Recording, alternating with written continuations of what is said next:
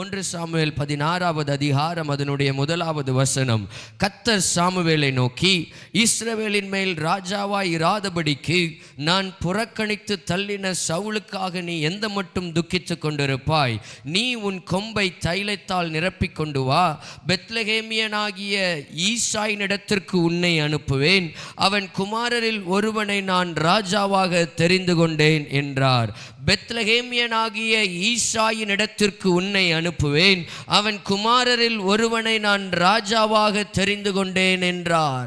ஆண்டவர் சாமுவேல் தீர்க்கதரிசியை பார்த்து சொல்லுகிறார், நீ எந்த மட்டும் நான் புறக்கணித்து தள்ளின சவுலுக்காக நீ துக்கித்து கொண்டிருப்பாய். நான் ஈசாயின் குடும்பத்தில் ஈசாயின் குமாரரில் ஒருவனை எனக்கு இருதயத்திற்கு ஏற்றவனாக கண்டு அவனை நான் ராஜாவாக தெரிந்து கொண்டிருக்கிறேன். உன்னிடத்திற்கு நான் இப்பொழுது அங்கே அனுப்ப போகிறேன், உன்னை நான் அங்கே அனுப்ப போகிறேன் என்று சொல்லுகிறார். சாமுவேல் தீர்க்கதரிசி ஒரு வல்லமையான தீர்க்கதரிசி. வேதம் சொல்லுகிறது, சாமுவேலுடைய தீர்க்க தரிசனங்கள் ஒன்றும் தரையில விழவில்லை. சாமுவேலுடைய தீர்க்க தரிசனங்கள் ஒன்றும் தரையிலே விழவில்லை. எல்லா வார்த்தையும் அப்படியே நிறைவேறினது. சாமுவேல் தீர்க்கதரிசி அவர் வெறும் தீர்க்கதரிசி மாத்திரமல்ல, அவர் ஒரு ஞான திருஷ்டிக்காரனாக இருந்தார். அநேக காரியங்களை அவர் தரிசிக்கிறவர், பார்க்கிறவர், தேவனுடைய சத்தத்தை தெளிவாய் கேட்கிறவர். அவர் துக்கித்து கொண்டிருந்தார். யாருக்காக துக்கித்து கொண்டிருந்தார்? சவுலுக்காக, தேசத்துக்காக, தேசத்தின் ராஜாவிற்காக, தேசத்தின் ராஜாவினுடைய, தேசத்தின் அதிகாரியினுடைய அநேக பாவ பழக்கங்களுக்காக, தேவனுக்கு விரோதமாக ராஜா எழும்பது நிமித்தமாக, தேவனுடைய வார்த்தைக்கு கீழ்ப்படியாதது நிமித்தமாக, சவுல் கீழ்ப்படியாதது நிமித்தமாக சாமுவேல் துக்கித்து கொண்டிருந்தான். ஆனால் ஆண்டவர் அந்த தேசத்தில் ஒருவனை தெரிந்து கொண்டு வைத்திருந்தார். ஹல்லேலூயா. அவர் ராஜாவாக அவர் ஏற்படுத்துகிறதற்கு, அவர் ராஜாவாக அவர் தெரிந்து கொள்ளுகிறதற்கு, ராஜ்ய பாரத்தை ஒருவன் கையில் கொடுக்க வேண்டும் என்கிறதற்காக அவருடைய இருதயத்திற்கு ஏற்ற ஒருவனை கர்த்தர் தெரிந்து கொண்டார். ஹல்லேலூயா, ஹல்லேலூயா, ஹல்லேலூயா. ஆகவே தான் அங்கே ஆண்டவர் தெளிவாய் சொல்லுகிறார், உன் கொம்பை தைலத்தால் நிரப்பிக் கொண்டு வா. பெத்லகேமியனாகிய ஈசாயின் இடத்திற்கு உன்னை அனுப்புவேன். ஆமென். கர்த்தர் சாமுவேலை பெத்லகேமியனாகிய ஈசாயின் இடத்திற்கு கர்த்தர் அனுப்புகிறார். கர்த்தர் அனுப்புவேன் என்று சொல்லுகிறார். இப்போ ஆண்டவரிடத்திலிருந்து சாமுவேலுக்கு ஒரு அழைப்பு வருகிறது, தீர்க்கதரிசிக்கு ஒரு அழைப்பு வருகிறது. ஆண்டவர் தீர்க்கதரிசி அவ்வளவு நேரம் ராமாவில் இருந்து தன்னுடைய தீர்க்கதரிசன ஊழியத்தை செய்து கொண்டிருந்த சாமுவேல் தீர்க்கதரிசி, அநேக தீர்க்கதரிசன புத்திரர்கள் உண்டு, அநேக சன்ஸ் ஆஃப் ப்ராஃபிட்ஸ் உண்டு. அவர்களை ஊழியத்தில் பயிற்சி கொடுத்து கொண்டிருந்த தீர்க்கதரிசிக்கு இப்போ கர்த்தருடைய ஒரு வேலை ஒன்று வருகிறது. ஒரு சத்தம் அவருடைய காதுகளில் துணிக்கிறது. என்ன துணிக்கிறது? நீ சவுலுக்காக இனி துக்கிக்க வேண்டாம், என்னுடைய இருதயத்துக்கு ஏற்ற ஒருவனை நான் தெரிந்து கொண்டிருக்கிறேன், அவனிடத்திற்கு நான் உன்னை அனுப்ப போகிறேன். ஹல்லேலூயா, ஹல்லேலூயா. எப்போ தீர்க்கதரிசி அவருடைய வேலையை செய்து கொண்டிருக்கிறார், ஒரு நேர்வழியான பாதையில் அவர் சென்று கொண்டிருக்கிறார். இப்போ ஆண்டவர் அப்படியே டைரக்ஷனை மாற்றுறார். ஹல்லேலூயா.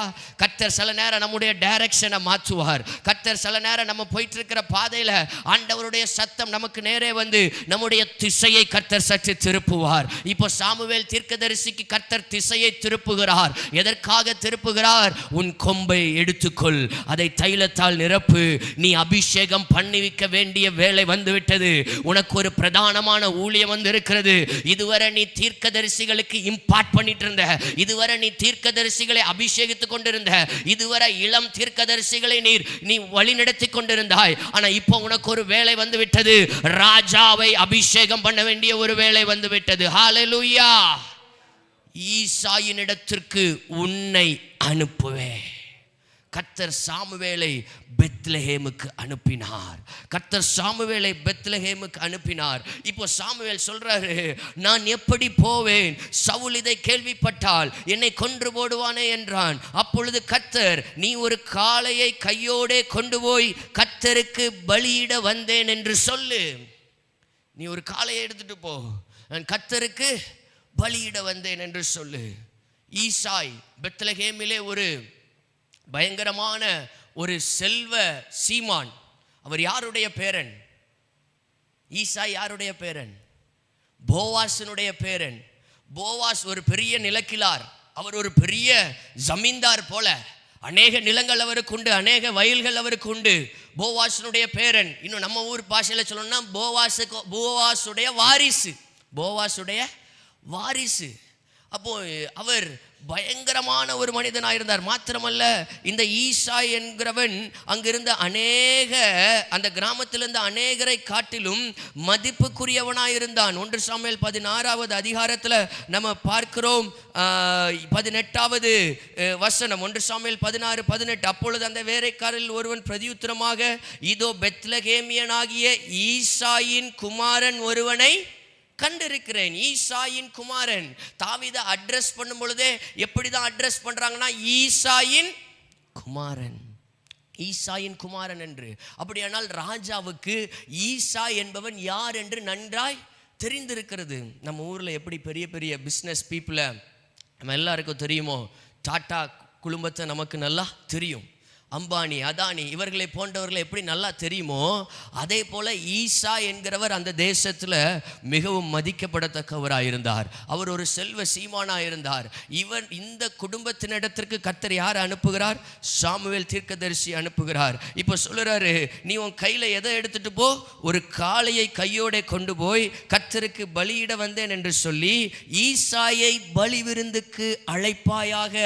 அப்பொழுது நீ செய்ய வேண்டியதை நான் உனக்கு அறிவிப்பேன், நான் உனக்கு சொல்லுகிறவனை எனக்காக அபிஷேகம் பண்ணுவாயாக. ஹல்லேலூயா. நான் உனக்கு சொல்லுகிறவனை எனக்காக அபிஷேகம் பண்ணுவாயாக. ஆண்டவரிடத்திலிருந்து ஒரு இன்ஸ்ட்ரக்ஷன் வருது, நீ பெத்லகேமுக்கு போ, கொம்பை தைலத்தால் நிரப்பிட்டு போ. அதுக்கப்புறம் போன பிறகு யாரை அபிஷேகம் பண்ணணும்னு நான் சொல்லுவேன். ஹல்லேலூயா. சில நேரம் ஆண்டவர் நம்முடைய வாழ்க்கையில சில கட்டளைகளை அவர் கொடுக்கும் பொழுது, சில திட்டங்களை கொடுக்கும் பொழுது, சில காரியத்தை அவர் செய்ய சொல்லும் பொழுது, ஒருவேளை நமக்கு தெரியலாம், ஆண்டவரே வாட் இஸ் தி டெஸ்டினி, கடைசியில் நீங்க என்ன செய்ய போறீங்க? ஆண்டவர் உங்களுக்கு எனக்கு இன்னைக்கு சொல்லுகிற காரியம் என்னன்னா, ஃபர்ஸ்ட் கமாண்ட் வந்துருச்சுல்ல, ஃபர்ஸ்ட் கமாண்டுக்கு கீழ்ப்படிங்க, மீதியே எல்லாவற்றையும் அவர் பார்த்துக் கொள்வார். ஆமென், ஆமென். சாமுவேல் தீர்க்கதரிசி அப்படியே கீழ்ப்படிந்து கொம்பை எடுத்துக்கொண்டு கையில் ஒரு காளையும் பிடித்துக்கொண்டு அவர் பட்டணத்துக்குள்ளே செல்லுகிறார். 4வது வசனம், கர்த்தர் சொன்னபடியே சாமுவேல் செய்து பெத்லகேமுக்கு போனான்.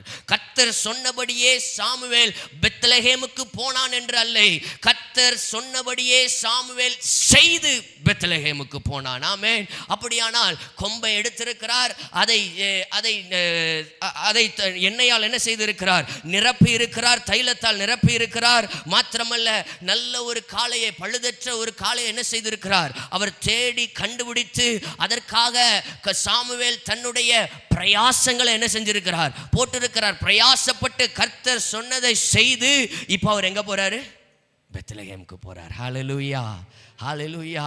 ஒரு கர்த்தருடைய தீர்க்கதரிசி, கர்த்தருடைய அபிஷேகத்தை பெற்ற ஒரு பிள்ளை கர்த்தர் சொன்னார்னா செய்யறதுக்கு எப்போயுமே ஆயத்தமா இருக்கணும். ஆமென். கர்த்தருடைய சத்தத்தை கேட்கிறதுக்கு எப்பொழுதும் ஆயத்தமா இருக்கணும். கர்த்தர் சொல்லுகிறதை செய்கிறதற்கு நீங்களும் நானும் எல்லா சூழ்நிலையிலும் எல்லா நிலையிலையும் அதற்கு ஆயத்தம் உள்ளவர்களாக இருக்க வேண்டும்.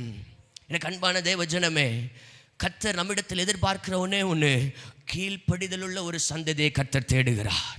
கீழ்ப்படிதல் உள்ள ஒரு சந்ததியை கர்த்தர் தேடுகிறார். இந்த தேசத்தை இன்றைக்கு மாற்றுகிறதற்கு, இந்த இந்திய தேசத்தை மாற்றுகிறதற்கு, தமிழகத்தை மாற்றுகிறதற்கு, கர்த்தர் கன்னியாகுமரி மாவட்டத்தில் ஒரு பெரிய எழுப்புதலை கொண்டு வருகிறதற்கு, இங்கிருந்து பற்றி பிடிக்கிற எழுப்புதல், இந்த தேசத்தை பற்றி பிடிக்கிறதுக்கு கர்த்தர் சில கீழ்ப்படிதல் உள்ள அபிஷேகம் பெற்ற தம்முடைய பிள்ளைகளை கர்த்தர் எதிர்பார்த்து கொண்டிருக்கிறார். ஹல்லேலூயா, ஹல்லேலூயா.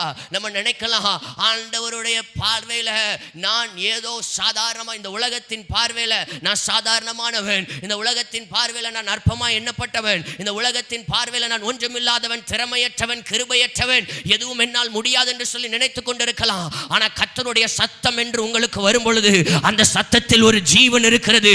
அந்த ஜீவனை எப்பொழுது நாம் அங்கீகரிக்கிறோமோ, அந்த ஜீவன் எப்பொழுது நம்மை தொடுகிறதோ, அந்த ஜீவனை எப்பொழுது நாம் உட்கொள்ளுகிறோமோ, அன்றைக்கு எல்லாவற்றையும் செய்கிறதுக்கு கர்த்தர் ஒரு பலத்தை கொடுக்கிறார். ஆமென். ஆகவேதான் கர்த்தர் சொன்னபடியே சாமுவேல் செய்து பெத்லகேமுக்கு போனான். ஆமென். கர்த்தருடைய சத்தத்தின்படி, கர்த்தருடைய சத்தத்தை கேட்டு கர்த்தருடைய சத்தத்திற்கு செவி கொடுத்து அதன்படி நடக்கிற மனுஷன் என்ன நடக்கும் தெரியுமா? அப்பொழுது அதே 4வது வசனம், அப்பொழுது ஊரின் மூப்பர் தத்தளிப்போடே அவனுக்கு எதிர்கொண்டு வந்து நீர் வருகிறது சமாதானமா என்றார்கள். ஆமென். கர்த்தருடைய வார்த்தையை கேட்டு கர்த்தருடைய சத்தத்தை கேட்டு அதன்படி செய்கிற மனுஷனை கண்டு ஜனங்கள் நடுங்குவார்கள். ஆமென். இன்னைக்கு ஏன் சபையை பார்த்தா ஒரு நடுக்கம் உண்டாக மாட்டேங்குது தெரியுமா? இன்னைக்கு ஏன் சபையை பார்த்தா ஒரு பயங்கரம் உண்டாக மாட்டேங்குது தெரியுமா? சில நேரத்தில் நம்ம கர்த்தர் சொன்னதை செய்து பெத்லகேமுக்கு போகலை. பெத்லகேமுக்கு போகிறோம், ஆனால் கர்த்தர் சொன்னதை செஞ்சுட்டு பெத்லகேமுக்கு போகிறோமா? ஆயத்தத்தோடு போகிறோமா? ஊழியத்துக்கு செல்கிறோம், எந்த விதமான ஆயத்தத்தோடு செல்கிறோம்? சுவிசேஷத்தை அறிவிக்கிறதுக்காக செல்கிறோம், ஒருவரை ஊழியத்தில் கூட்டிக் கொண்டு வருகிறதற்காக செல்கிறோம், ஏதோ ஒரு காரியத்தை கர்த்தருக்காக செய்ய போகிறோம். எப்படிப்பட்ட ஆயத்தத்தோடு நாம் செல்கிறோம்? அப்போஸ்தலனாகிய பவுல் ரோமர்கள் நிருபம் 15வது அதிகாரம் 18வது வசனத்தில் அவர் சொல்லுகிறார், வார்த்தையினாலும் செய்கையினாலும் புறஜாதியாரை கீழ்ப்படிய பண்ணும்படி அற்புத அடையாளங்களின் பலத்தினாலும் தேவ ஆவியின் பலத்தினாலும் கிறிஸ்துவானவர் என்னை கொண்டு நடப்பித்தவைகளை சொல்வதை அல்லாமல் வேறொன்றையும் சொல்ல நான் துணிவதில்லை. வார்த்தையினாலும் செய்கையினாலும் புறஜாதியாரை கீழ்ப்படிய பண்ணும்படி. ஒரு கிராமத்தில் ஒரு தேவ ஊழியர் கிராம கன்வென்ஷனில் பேசிகிட்டு இருக்கிறார். 3 பேர் பாட்டு பாடிட்டு இருக்கிறாங்க. 3 பேர் பாட்டு பாடிட்டு இருக்காங்க. நல்ல மியூசிக் டீமோடு போயிருக்கிறாங்க. ஒரு 20 வருஷத்துக்கு முன்னாடி நடந்த ஒரு காரியம். ஒரு கிராமத்தில் 3 பேர் பாட்டு பாடிட்டு இருக்கிறாங்க. நல்ல ஒரு 50-60 சேர் போட்டு உட்காந்துருக்காங்க. ஒரே ஒரு ஆள் தான் கன்வென்ஷனில் என்ன செஞ்சுருக்கிறார்? உட்காந்துருக்கிறார். இங்கே பாட்டு பாடுறது எத்தனை பேர்? 3 பேர் பின்னாடி பயங்கரமாக மியூசிக் டீம்லாம் இருக்கிறாங்க. ஆனால் ஒரே ஒரு ஆள் தான் என்ன செஞ்சுருக்கிறாரு? கன்வென்ஷனில் உட்காந்துருக்கிறாரு. இப்போ அடுத்தது செய்தி வேலை வந்துருச்சு. அதனால் அவங்க சோர்ந்து போகலை, கன்வென்ஷனை நிறுத்தலை. இப்போ செய்தி வேலை வந்துருச்சு. இப்போ ஒரு ஆள் பிரசங்கம் பண்ணுறாரு, 3 பேர் செய்தியை கேட்குறாங்க. யாருன்னா பாடிட்டு இருக்கிற 3 பேர் அங்கே போயிட்டாங்க, அங்கே உட்காந்துருக்கிற ஆள் இங்கே வந்துட்டார். வேற ஒன்றும் இல்லை, கேட்டுட்டு இருக்காங்க. இப்போ என்ன ஆயிடுச்சுன்னா, கன்வென்ஷனில் ஆளே வரல. பிசாசின் வல்லமைகளை அழிக்கும்படிக்கு மனுஷகுமாரன் வெளிப்பட்டாருங்கிற வார்த்தையை செய்தியாளர் ரொம்ப பயங்கரமாக செய்தி கொடுத்துட்டு இருக்கிறார். செய்தி கொடுக்கிற வேலையிலேயே பிசாசினால் அலக்களிக்கப்பட்டு ஓன்னு ஒரு ஆள் வந்து ஸ்டேஜில் வந்து விழுந்துட்டார். முன்னாடி வந்து ஊழியர் என்ன பண்ணிட்டார்னா, இப்போ பிரசங்கம் பண்ண வேண்டியது நான் கிடையாது, இனிமேல் பிரசங்கம் பண்ண வேண்டியது இந்த பிசாசுன்னு சொல்லி அந்த பிசாசு பிடிச்ச அசுத்தாவியில் அலக்களிக்கிற அந்த நபரிடத்தில் மைக்க கொடுத்துட்டாரு. இப்போ என்ன ஆயிடுச்சுன்னா, மொத்த ஊர் என்ன செஞ்சிருச்சு?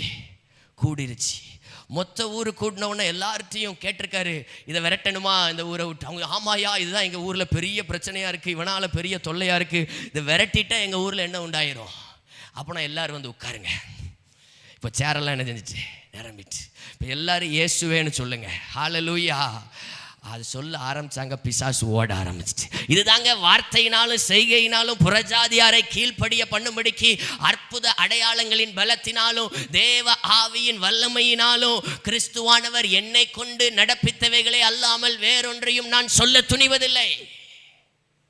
இன்னைக்கு சபையில் இப்படிப்பட்ட அதிகாரம் வெளிப்படணும்னா சாமுவேலை போல நீங்களும் நானும் மாற வேண்டும். ஹல்லேலூயா. கர்த்தர் சொன்னதை செய்து பெத்லகேமுக்கு போனான். தைலத்தால் கொம்பை நிரப்பினான். நீங்களும் நானும் நிரப்பப்பட்டிருக்கிறோமா? நீங்களும் நானும் நிரப்பப்பட்டிருக்கிறோமா? எந்த அளவுக்கு நாம் நிரப்பப்பட்டிருக்கிறோம்? ஒவ்வொரு நாளும் நம்முடைய வாழ்க்கையில் நிரப்பப்படுகிற அனுபவம் நம்முடைய வாழ்க்கையில் இருக்கிறதா? நிரப்பப்படுகிற அனுபவம் என்பது ஒரு கிறிஸ்தவனுக்கு, ஒரு அபிஷேகம் பெற்ற பிள்ளைக்கு, சபைக்கு மிகவும் முக்கியமான ஒரு காரியமாக இருக்கிறது. தேவ ஜனமே, பரிசுத்த ஆவியானவருடைய அபிஷேகத்துக்கு நாம் எந்த அளவு முக்கியத்துவத்தை கொடுக்கிறோம்? சபையானது கர்த்தருடைய செய்கைகளை நிரூபிக்க வேண்டுமே ஆனால், இயேசு செய்தவைகளை இன்றைக்கு சபை செய்ய வேண்டுமே ஆனால், என்னை விசுவாசிக்கிறவன் நான் செய்ததிலும் செய்வான், நான் செய்ததிலும் அதிகம் செய்வான். இந்த வார்த்தையை இன்றைக்கு இந்த உலகிற்கு நாம் நிரூபிக்க வேண்டுமே ஆனால், நீங்களும் நானும் நிரம்பி இருக்க வேண்டும். ஹல்லேலூயா, ஹல்லேலூயா, ஹல்லேலூயா. அப்போஸ்தல நடபடிகள் மறுபடி நம்முடைய தேசத்தில் நடக்கணும். அப்போஸ்தல நடபடிகள் மறுபடி நம்முடைய தேசத்தில் உண்டாகணும். அப்போஸ்தல நடபடிகள் அது விசுவாசிகளின் நடபடிகள், அது ஜெபத்தின் நடபடி, அது பரிசுத்த ஆவியானவரின் நடபடி, அது சீஷர்களின் நடபடி, அது அப்போஸ்தலர்களின் நடபடி. வேத வசனம் வளர்ந்து பெருகிற்று. வசனம் பெருகிறது மாத்திரமல்ல, அபிஷேகத்தில் அவர்கள் நின்றார்கள், அபிஷேகத்தில் அவர்கள் நிரப்பப்பட்டார்கள். அவர்கள் நிரப்பப்பட்டதினாலே நிரம்பி வழிகிற அனுபவம் அவர்களிடத்தில் இருந்தது. ஹல்லேலூயா, ஹல்லேலூயா. பரிசுத்த ஆவியில நிரம்பி பேதுரு எழும்பி பிரசங்கம் பண்ணுகிறார். ஒரே ஒரு பிரசங்கம். 120 பேர் இருந்த சபை ஒரே நாளில் 3000 பேராய் மாறிற்று. 120 பேர் இருந்த சபை அவருடைய பரிபூர்ணத்தினால் நாம் கிருபையின் மேல், அந்த கிருபையின் மேல் கிருபை பெற்ற சந்ததிங்க நீங்களும் நானும். கிருபையின் மேல் கிருபை பெற்ற சந்ததியாய் கர்த்தர் உங்களையும் என்னை வைத்திருக்கிறார். ஹல்லேலூயா, ஹல்லேலூயா. இப்போ சாமுவேல் தீர்க்கதரிசி உள்ள போறாரு, அங்க பட்டணம் நடுங்குது. அபிஷேகத்தை பெற்ற ஒரு மனிதன் உள்ளே செல்லுகிறார், பட்டணம் நடுங்குகிறது. இன்னைக்கு சில எல்லைகளுக்குள்ள நீங்களும் நானும் பிரவேசிக்கும் பொழுது அங்க இருக்கிற அசுத்த ஆவிகளுக்கு ஒரு டிஸ்டர்பன்ஸ் உண்டாகணும். அங்க இருக்கிற டெரிட்டோரியல் ஸ்பிரிட்ஸுக்கு, அந்த திசைகள்ல போராடுகிற பொல்லாத கிரியைகளுக்கு ஒரு டிஸ்டர்பன்ஸ் உண்டாகணும். இயேசு உள்ள போறாரு, அந்த திசைகள்ல இருக்கிறவன் தான் லேகியோன். அந்த திசைகள் டெரிட்டோரியல் ஸ்பிரிட், அந்த திசையில அன்னைக்கு அந்த ஆவி கிரியை செஞ்சிருக்கு.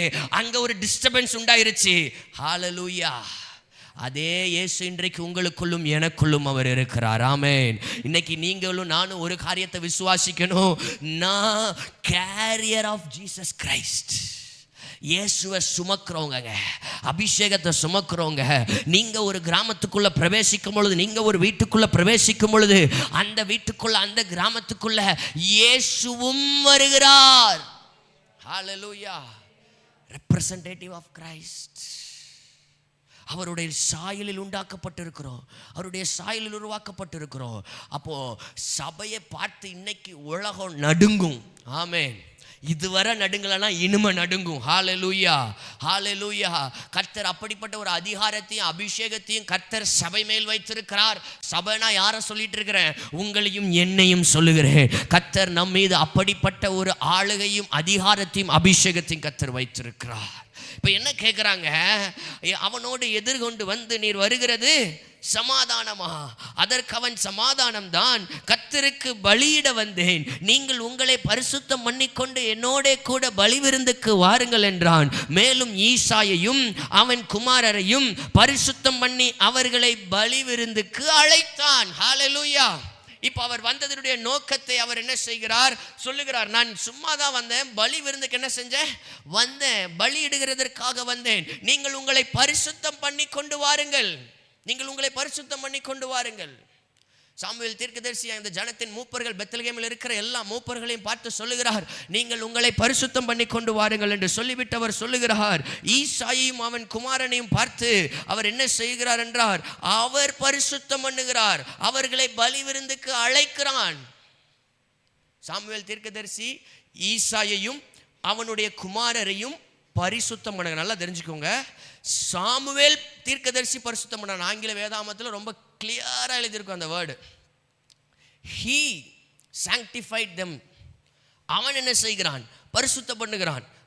அங்க அந்த 5வது வசனத்தில், மேலும் ஈசாயையும் அவன் குமாரரையும் பரிசுத்தம் பண்ணி அவர்களை பலி விருந்துக்கு அழைத்தான்.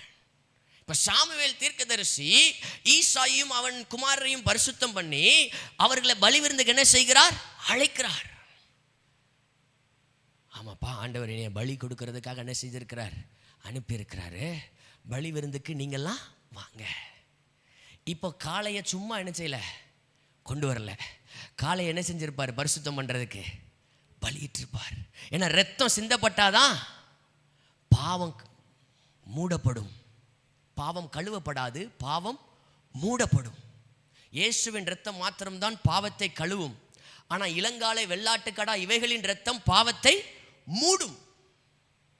இப்போ இந்த ரத்தம் சிந்தப்பட்டாதான் இங்க பாவம் நிவர்த்தியாக்கப்படும். அதற்காக இந்த காளை அடிக்கிறார். இந்த காளை என்ன செய்யப்படுகிறது? துண்டிக்கப்படுகிறது. அந்த நாட்களிலே பலியிடக்கூடிய பலிபீடம் எங்க இருக்குன்னா ஷீலோல தான் இருக்குது. 1 சாமுவேல் 1வது அதிகாரத்தில் பார்க்குறோம். அன்னாள் இங்கே தான் வராங்க. சாமுவேல் பிறக்கிறதுக்கு முன்னாடி சீலோவுக்கு தான் வராங்க. எதுக்கு வராங்க? பலியிடுறதுக்கு வராங்க. அப்போ தான் எனக்கு ஒரு ஆண் பிள்ளையை தந்தீர்னா உமக்கு தருகிறேன். ஆனால் இப்போ சாமுவேல் எங்கே போய் பலியிடுறாரு? எங்கே போய் பலியிடுறாரு? பெத்லகேமில் போய் பலியிடுறார். அங்கே பலிபீடம் கிடையாது. அங்கே பலிபீடம் கிடையாது. அவர் எப்படி பலியிட்டார் என்று சொல்லி இங்கே எழுதவில்லை. ஆனால் அவர்களை பரிசுத்தம் பண்ணினான். பரிசுத்தம் பண்ணி எல்லாரையும் கொண்டு வந்து வச்சாச்சு. அவர்கள் வந்தபோது அவன் எலியாபை பார்த்தவுடனே கர்த்தரால் அபிஷேகம் பண்ணப்படுபவன் இவன் தானாக்கும் என்றான். கர்த்தர் சாமுவேலை நோக்கி, நீ இவனுடைய முகத்தையும் இவனுடைய சரீர வளர்ச்சியும் பார்க்க வேண்டாம், நான் இவனை புறக்கணித்தேன். மனுஷன் பார்க்கிறபடி நான் பாரேன், மனுஷன் முகத்தை பார்ப்பான், கர்த்தரோ இருதயத்தை பார்க்கிறார். ஹல்லேலூயா. மனுஷன் முகத்தை பார்ப்பான், கர்த்தரோ இருதயத்தை பார்க்கிறார். கர்த்தரோ இருதயத்தை பார்க்கிறார். சாமுவேலுடைய வார்த்தைகள் ஒன்றும் தரையிலே, சாமுவேல் சொன்ன தீர்க்க தரிசன வார்த்தைகள் ஒன்றும் தரையில விழல. ஆனா சாமுவேல் சொன்ன வார்த்தை தரையில விழுந்ததுன்னா அவர் எலியாவை பார்த்து சொன்னதுதான். ஏன்னா அது சாமுவேலுடைய வார்த்தை, அது கர்த்தரின் வார்த்தை அல்ல. கர்த்தரால் அபிஷேகம் பண்ண, அவனை பார்த்தவுடன் கர்த்தரால் அபிஷேகம் பண்ணப்படுபவன் இவன் தானாக்கும். இப்போ இந்த வார்த்தை எங்கே விழுந்துட்டு? தரையில் விழுந்துட்டு. உங்களை பார்த்து எந்த மனுஷனாவது ஏதாவது பேசுனாங்கன்னா அந்த வார்த்தை நிச்சயம் தரையில் விழும். ஆனால் உங்களை பார்த்து ஆண்டவர் ஒரு வார்த்தை பேசினார்னா அந்த வார்த்தை நிச்சயம் நிறைவேறும். மனுஷர்கள் சில நேரம் உங்கள் முகத்தை பார்த்து, உங்கள் கிரியையை பார்த்து, உங்கள் ஆக்டிடியூடை பார்த்து, உங்கள் ஆக்டிவிட்டியை பார்த்து பேசலாம். ஆனால் கர்த்தர் உங்கள் இருதயத்தை பார்த்து பேசுகிறவராக இருக்கிறார். உங்கள் இருதயத்தின் நினைவுகளை கர்த்தர் நன்றாய் அறிந்து வைத்திருக்கிறார். உங்கள் இருதயத்தின் நினைவுகள் கர்த்தருக்கு நன்றாய் தெரியும். கலங்க வேண்டாம். எத்தனை மனிதர்களுடைய வார்த்தைகள் என்னை குத்துகிறது, மனிதர்களுடைய வார்த்தைகள் என்னை உடைக்கிறது. நான் உடைக்கப்பட்ட சூழல் இன்றைக்கு வந்திருக்கிறேன். நான் அழைக்கப்படாதவனாய், நிராகரிக்கப்பட்டவனாய் இந்த சூழல்ல நான் கடந்து வந்திருக்கிறேன் நீங்க நினைக்கலாம். ஆனா கர்த்தர் உங்கள் இருதயத்தை இன்றைக்கு பார்த்து கொண்டிருக்கிறார். ஆமென். நீங்கள் எதை குறித்தும் கலங்க வேண்டாம், எதை குறித்தும் கவலைப்பட வேண்டாம், எதற்காகவும் நீங்கள் துக்கிக்க வேண்டாம், எதற்காகவும் நீங்கள் அழுது கொண்டிருக்க வேண்டாம். உங்களுடைய இருதயத்தை பார்க்க ஒரு தகப்பன் நமக்கு உண்டு, நமக்கு ஒரு தேவன் உண்டு. அவர் யார்? நம்முடைய முகத்தை பார்த்து அவர் நம்மை ஆசீர்வதிக்கிறவர் அல்ல, நம்முடைய முகத்தை பார்த்து நம்மை தகுதிப்படுத்துகிறவர் அல்ல. நம்முடைய இருதயத்தை ஆராய்ந்து அறிகிற கர்த்தர் நம்மோடு கூட இருக்கிறார். அவர் பராக்கிரமசாலியாய் உங்களோடு கூட இருக்கிறார். அவர் உங்களுக்காக எனக்காக யுத்தம் பண்ணுகிறவராய் இருக்கிறார். அவர் எதை பார்த்து யுத்தம் பண்ணுகிறவராய் இருக்கிறார்? உங்கள் இருதயத்தை பார்த்து, உங்கள் உடைக்கப்பட்ட, நொறுக்கப்பட்ட, உங்களா எல்லாராலும் காயப்பட்ட அந்த இருதயத்தை பார்த்து கர்த்தர் இன்றைக்கு உங்களை பார்த்து சொல்லுகிறார், நான் உன்னை விட்டு விலகுவதும் இல்லை, உன்னை கைவிடுவதும் இல்லை. ஒருவேளை இந்த வீட்டுக்கு உள்ள இருக்கலாம், இல்ல வீட்டுக்கு வெளியே துரத்தப்பட்டு இருக்கலாம், ஒருவேளை வீட்டில் இருக்கலாம், இல்ல வெளியே ஆடு மேய்ச்சிட்டு இருக்கலாம், ஒருவேளை மற்றவங்க எல்லாம் ராணுவத்தில் இருக்கலாம், இவன் மட்டும் ஆடு மேய்த்து கொண்டிருக்கலாம். பரவாயில்ல, ஆனா அவனுடைய இருதயத்தை நான் பார்க்கிறேன். ஹல்லேலூயா, ஹல்லேலூயா, ஹல்லேலூயா. தாவீது அழைக்கப்படலைங்க. தாவீது அழைக்கப்படல. 8வது வசனம், அப்பொழுது ஈசாய் அபினதாபை அழைத்து அவனை சாமுவேலுக்கு முன்பாக கடந்து போக பண்ணினான். அவன் இவனையும் கர்த்தர் தெரிந்து கொள்ளவில்லை என்றான். கடந்து போக பண்ணினான்னா என்ன? சாமுவேல் இப்படி நிற்கிறாரு. இப்போ ஈசாய் என்ன பண்றாரா? கடந்து போக பண்ணினார்னா. அப்போ நான் நினைக்கிறேன் அபினதாப் ரொம்ப நல்ல வாட்ட சாட்டமா, ரொம்ப நல்ல பிசிக்கோட இருப்பாருன்னு நினைக்கிறேன். அப்படி நடந்து போகும்போதே ரொம்ப ஜைஜாண்டிக்கா நடப்பாருன்னு நினைக்கிறேன். அதனாலதான் என்ன செஞ்சிருக்கிறாரு, இவன் நடைய பார்த்து சாமுவேல் என்ன ஆயிடுவான்? இம்ப்ரெஸ் ஆயிடுவாரு. இவன் நடைய பார்த்து சாமுவேல் ஃபிளாட் ஆயிடுவாரு. இவன் நடக்கிற ஸ்டைலை பார்த்து, இவன் நடக்கிற கெத்தை பார்த்து, இவனோட போஸ்டரை பார்த்து, இவன் ஷோல்டர்ஸை பார்த்து, இவன் நடக்கிற ஸ்டைலு, இவனோட ட்ரெஸ்ஸிங், இதெல்லாம் பார்த்து சாமுவேல் ஃபிளாட் ஆயிடுவாருன்னு நினைச்சு அவன் நடக்க விடுறான். ஆனா ஆண்டவர் சொல்றார், நீ என்னனாலும் நடந்துக்கோப்பா, you are not selected, you are rejected. Hallelujah, hallelujah, hallelujah. அடுத்தது ஈசாய் 9வது வசனம், சம்மாவையும் கடந்து போக பண்ணினான், அவன் இவனையும் கர்த்தர் தெரிந்து கொள்ளவில்லை என்றான். அடுத்தது 10வது வசனம் பார்த்தீங்கன்னா, ஈசாய் தன் குமாரரில் 7 பேரை சாமுவேலுக்கு முன்பாக கடந்து போக பண்ணினான். 7 பேர் எல்லாரையும் அனுப்பியாச்சுங்க, எல்லாரையும் அனுப்பியாச்சு. ஒருவேளை சாமுவேல் தீர்க்கதரிசி வந்திருக்காருன்னு சொல்லிட்டு அன்னைக்கு சிறப்பான வஸ்திரம் உடுத்திருக்கலாம், பலி விருந்து என்று சொல்லி அவர்கள் சிறப்பான காரியங்களை செய்திருக்கலாம், அவங்ககிட்ட இருக்கிற பெஸ்ட்டை எல்லாத்தையும் பண்ணியிருக்கலாம். ஆனால் they were rejected. ஆண்டவர் சூஸ் பண்ணல. இப்போ சாமுவேலுக்கு ஒரே கன்ஃபியூஷன், என்னடா இந்த வீட்டில் 7 பேர் தான் இருக்காங்க, 7 பேர் வந்தாச்சு, 7 பேர் என்ன செய்யலை, ஆண்டவர் செலக்ட் பண்ணல. அவர் பொய் சொல்லுகிற தெய்வம் அல்ல. ஒரு செகண்ட் சாமுவேலுக்கு கன்ஃபியூஸ் ஆயிருக்கும், உணர்ச்சி வசப்பட்டு வந்துட்டோமோ, துக்கம் என்னை ஆண்டு கொண்டதுனால ஏதோ ஒரு நினைப்புல என்ன செஞ்சிட்டனோ, கொம்புல தைலத்தை நிரப்பி வந்துட்டனோ, ஆண்டவர் இல்லை இல்லைங்கிறாரே. ஆனால் சாமுவேலுக்குள்ள ஒரு விசுவாசம், அவர் இருக்குன்னா இருக்குதாங்க. அவர் அபிஷேகம் பண்ண போறாருன்னா பண்ண போறாரு தான், அவர் செய்ய போறாருன்னா செய்ய போறாரு தான். மாம்சத்தில் ஒருவேளை சாமுவேல் இப்படி நினைச்சிருக்கலாம். சில நேரம் நமக்கு மாம்சத்தில் ஒரு போராட்டம் வரும் பாருங்க. ஆவிக்கு விரோதமா, ஆவி மாம்சத்துக்கு விரோதமா போராடுது பாருங்க. எங்க வாக்கு தத்தம் நிறைவேற மாதிரியே தெரில, ஆண்டவர் கொடுத்த தரிசனம் நிறைவேற மாதிரியே தெரில, என் ஜெபத்துக்கு பதில் கிடைக்கிற மாதிரியே தெரில. நானும் ஜெபத்தை கூட்டிக்கிட்டே இருக்கேன், சூழ்நிலை நெகட்டிவா கீழே போய்கிட்டே இருக்குது. ஜெபத்தை கூட்ட கூட்ட இது டைரக்ட்லி ப்ரொபோஷனலா இல்லாம இன்வெர்ஸ்லி ப்ரொபோஷனலா போயிட்டு இருக்கு, ரொம்ப ஆப்போசிட்டால போயிட்டு இருக்குன்னு சொல்லி நீங்க நினைச்சுக்கிட்டே இருக்கலாம். ஆனா கொஞ்சம் அமைதியா இருந்து சில கேள்விகளை கேட்கணும். சொன்னார்னா செய்வாரு. ஹல்லேலூயா, ஹல்லேலூயா. இப்ப சாமுவேல் என்ன கேள்வி கேட்கிறாரு? உன் பிள்ளைகள் இவ்வளவுதானா என்று ஈசாயை கேட்டான். 11வது வசனம், உன் பிள்ளைகள் இவ்வளவுதானா என்று ஈசாயை கேட்டான். அதற்கு அவன், இன்னும் எல்லாருக்கும் இளையவன் ஒருவன் இருக்கிறான், அவன் ஆடுகளை மேய்த்து கொண்டிருக்கிறான் என்றான். அப்பொழுது சாமுவேல் ஈசாயை நோக்கி, ஆள் அனுப்பி அவனை அழைப்பி, அவன் இங்கே வருமட்டும் நான் பந்தி இருக்க மாட்டேன். ஆள் அனுப்பி அவனை கூட்டிட்டு வாடா, அவன் வர நான் என்ன செய்ய மாட்டேன், பந்தி இருக்க மாட்டேன், பலி இருக்க மாட்டேன். சாமுவேல் தீர்க்கதரிசி வந்திருக்கிறார்னா I think there must be a special chair for him. கண்டிப்பா அவனுக்காக, சாமுவேல் தீர்க்கதரிசிக்காக ஒரு சிறப்பான ஒரு நாற்காலி இருந்திருக்கலாம் பந்தியில. இப்போ அந்த நாற்காலி காலியா இருக்கிறது. ஏன்? தாவீது வரல. 8வது ஒருத்தன் இருக்கிறான், எல்லாராலும் புறக்கணிக்கப்பட்டவன். தாவீதினுடைய மறுபக்கம் என்னவென்றால், அவன் தன்னுடைய வீட்டில் புறக்கணிக்கப்பட்டவன்.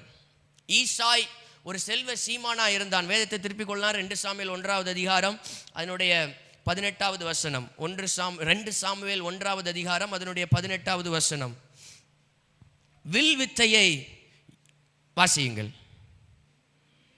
வில் வித்தையை யூதா புத்திரருக்கு கற்றுக் கொடுக்கும்படி கட்டளையிட்டான். அது யாசேரின் புஸ்தகத்தில் எழுதியிருக்கிறது. போதும், அது யாசேரின் புஸ்தகத்தில் எழுதியிருக்கிறது. வில் வித்தையை எல்லாருக்கும் கற்றுக் கொடுக்கும்படி, யூதா புத்திரருக்கு கற்றுக் கொடுக்கும்படி கட்டளையிட்டான். அது யாசேரின் புஸ்தகத்தில் எழுதியிருக்கிறது. இந்த யாசேரின் புஸ்தகம் என்பது யூதர்களுடைய ஒரு விளக்க உரை போன்ற, ஒரு எபிரேய பாஷையில் இருக்கிற விளக்க உரை போன்ற புஸ்தகம். அங்கே ஈசாயை குறித்து சில நான் அந்த புஸ்தகத்தை படித்ததில்லை, வேத ஆராய்ச்சியாளர்கள் சொல்லுகிற, ஒரு சிலர் சொல்லுகிற, அதை படித்து அதை ஆராய்ச்சி செய்து விளக்கினவர்கள் சொல்லுகிறதை நான் என்ன சொல்லுகிறேன். அங்கே என்ன போட்டிருக்கிறது என்றால், ஈசாய்க்கு ஒரு பெரிய குழப்பம் வந்ததாம். ஏனென்றால் பெத்லகேம்ல நியாயாசனத்தில் ஒரு முக்கியமான ஒரு நபராய், நியாய சங்கத்தில், அந்த நியாய பிரமாணத்தின்படி தீர்ப்பு கொடுக்கிற அந்த சங்கத்தில் ஈசாய் ஒரு முக்கியமான நபராய் இருந்தார். ஆனா ஈசாயுடைய தாத்தா யாரு? போவாஸ். அவருடைய மனைவி யாரு? அவங்க எந்த பெண்ணு? புறஜாதியர்.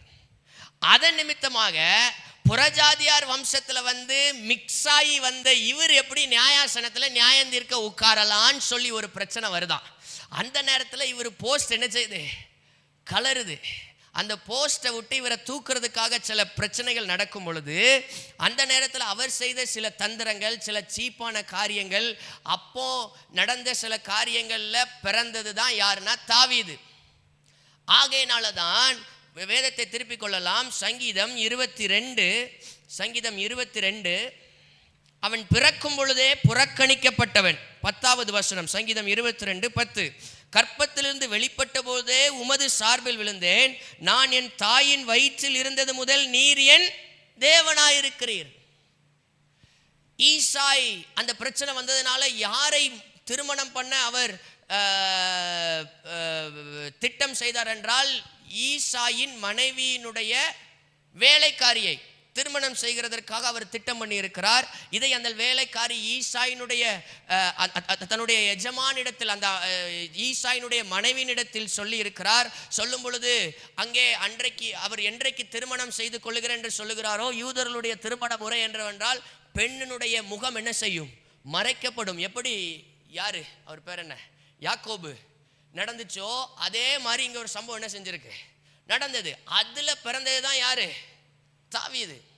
ஆகையினால தான் தாவீது புறக்கணிக்கப்பட்டவனாய். இது நிமித்தம் ஈசாய்க்கு அந்த பகுதியில் ஒரு பெரிய ஒரு அவனுடைய பெயருக்கு அவப்பெயர் உண்டாயிற்று. இது எல்லாம் அந்த யாசேருடைய அந்த புஸ்தகத்தில் என்ன செய்கிறது இருக்கு, எழுதியிருக்கிறது. இது நிமித்தமாக அவன் என்ன செய்கிறான் என்றால், அவன் புறக்கணிக்கப்படுகிறான். அதே தான் சங்கீதம் 103:5 சொல்லியிருப்பார், என் தாய் என்னை பாவத்தில் கற்பந்தரித்தாள். ஏனென்றால் தாய் யாரை ஏமாத்துறாங்க? அந்த திருமணத்துல ஆள் மாறாட்டம் நடக்குது, ஏமாத்துறாங்க. அது ஒரு பாவம், ஏமாத்துறது பாவம் தானே. ஆகையினால் அவர் எழுதியிருக்கார், என் தாய் என்னை பாவத்தில் கற்பம் தரித்தாள். இப்போ தாவீது வீட்டை விட்டு விரட்டி அடிக்கப்பட்டவன், ஒரு செல்வ சீமானுடைய வீட்டில் பிறந்தவன், எதையும் அனுபவிக்க முடியாது, எந்த வசதியையும் எந்த சூழலையும் எந்த வசதியான காரியத்தையும் அனுபவிக்க முடியாது என்று சொல்லி விரட்டி அடிக்கப்பட்டவன். அதனாலதான் ரொம்ப எழுதுறார் 23, நான் மரண இருளின் பள்ளத்தாக்கில நடந்தாலும் பொல்லாப்புக்கு பயப்படேன், தேவரீர் உமது நீர் என்னோடு கூட இருக்கிறீர்.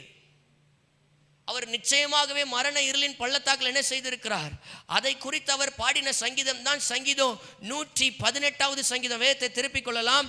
சங்கீதம் 118 8வது வசனம், மனுஷனை நம்புவதை பார்க்கிலும் கர்த்தர் பேரில் பற்றுதலாய் இருப்பது நலம்.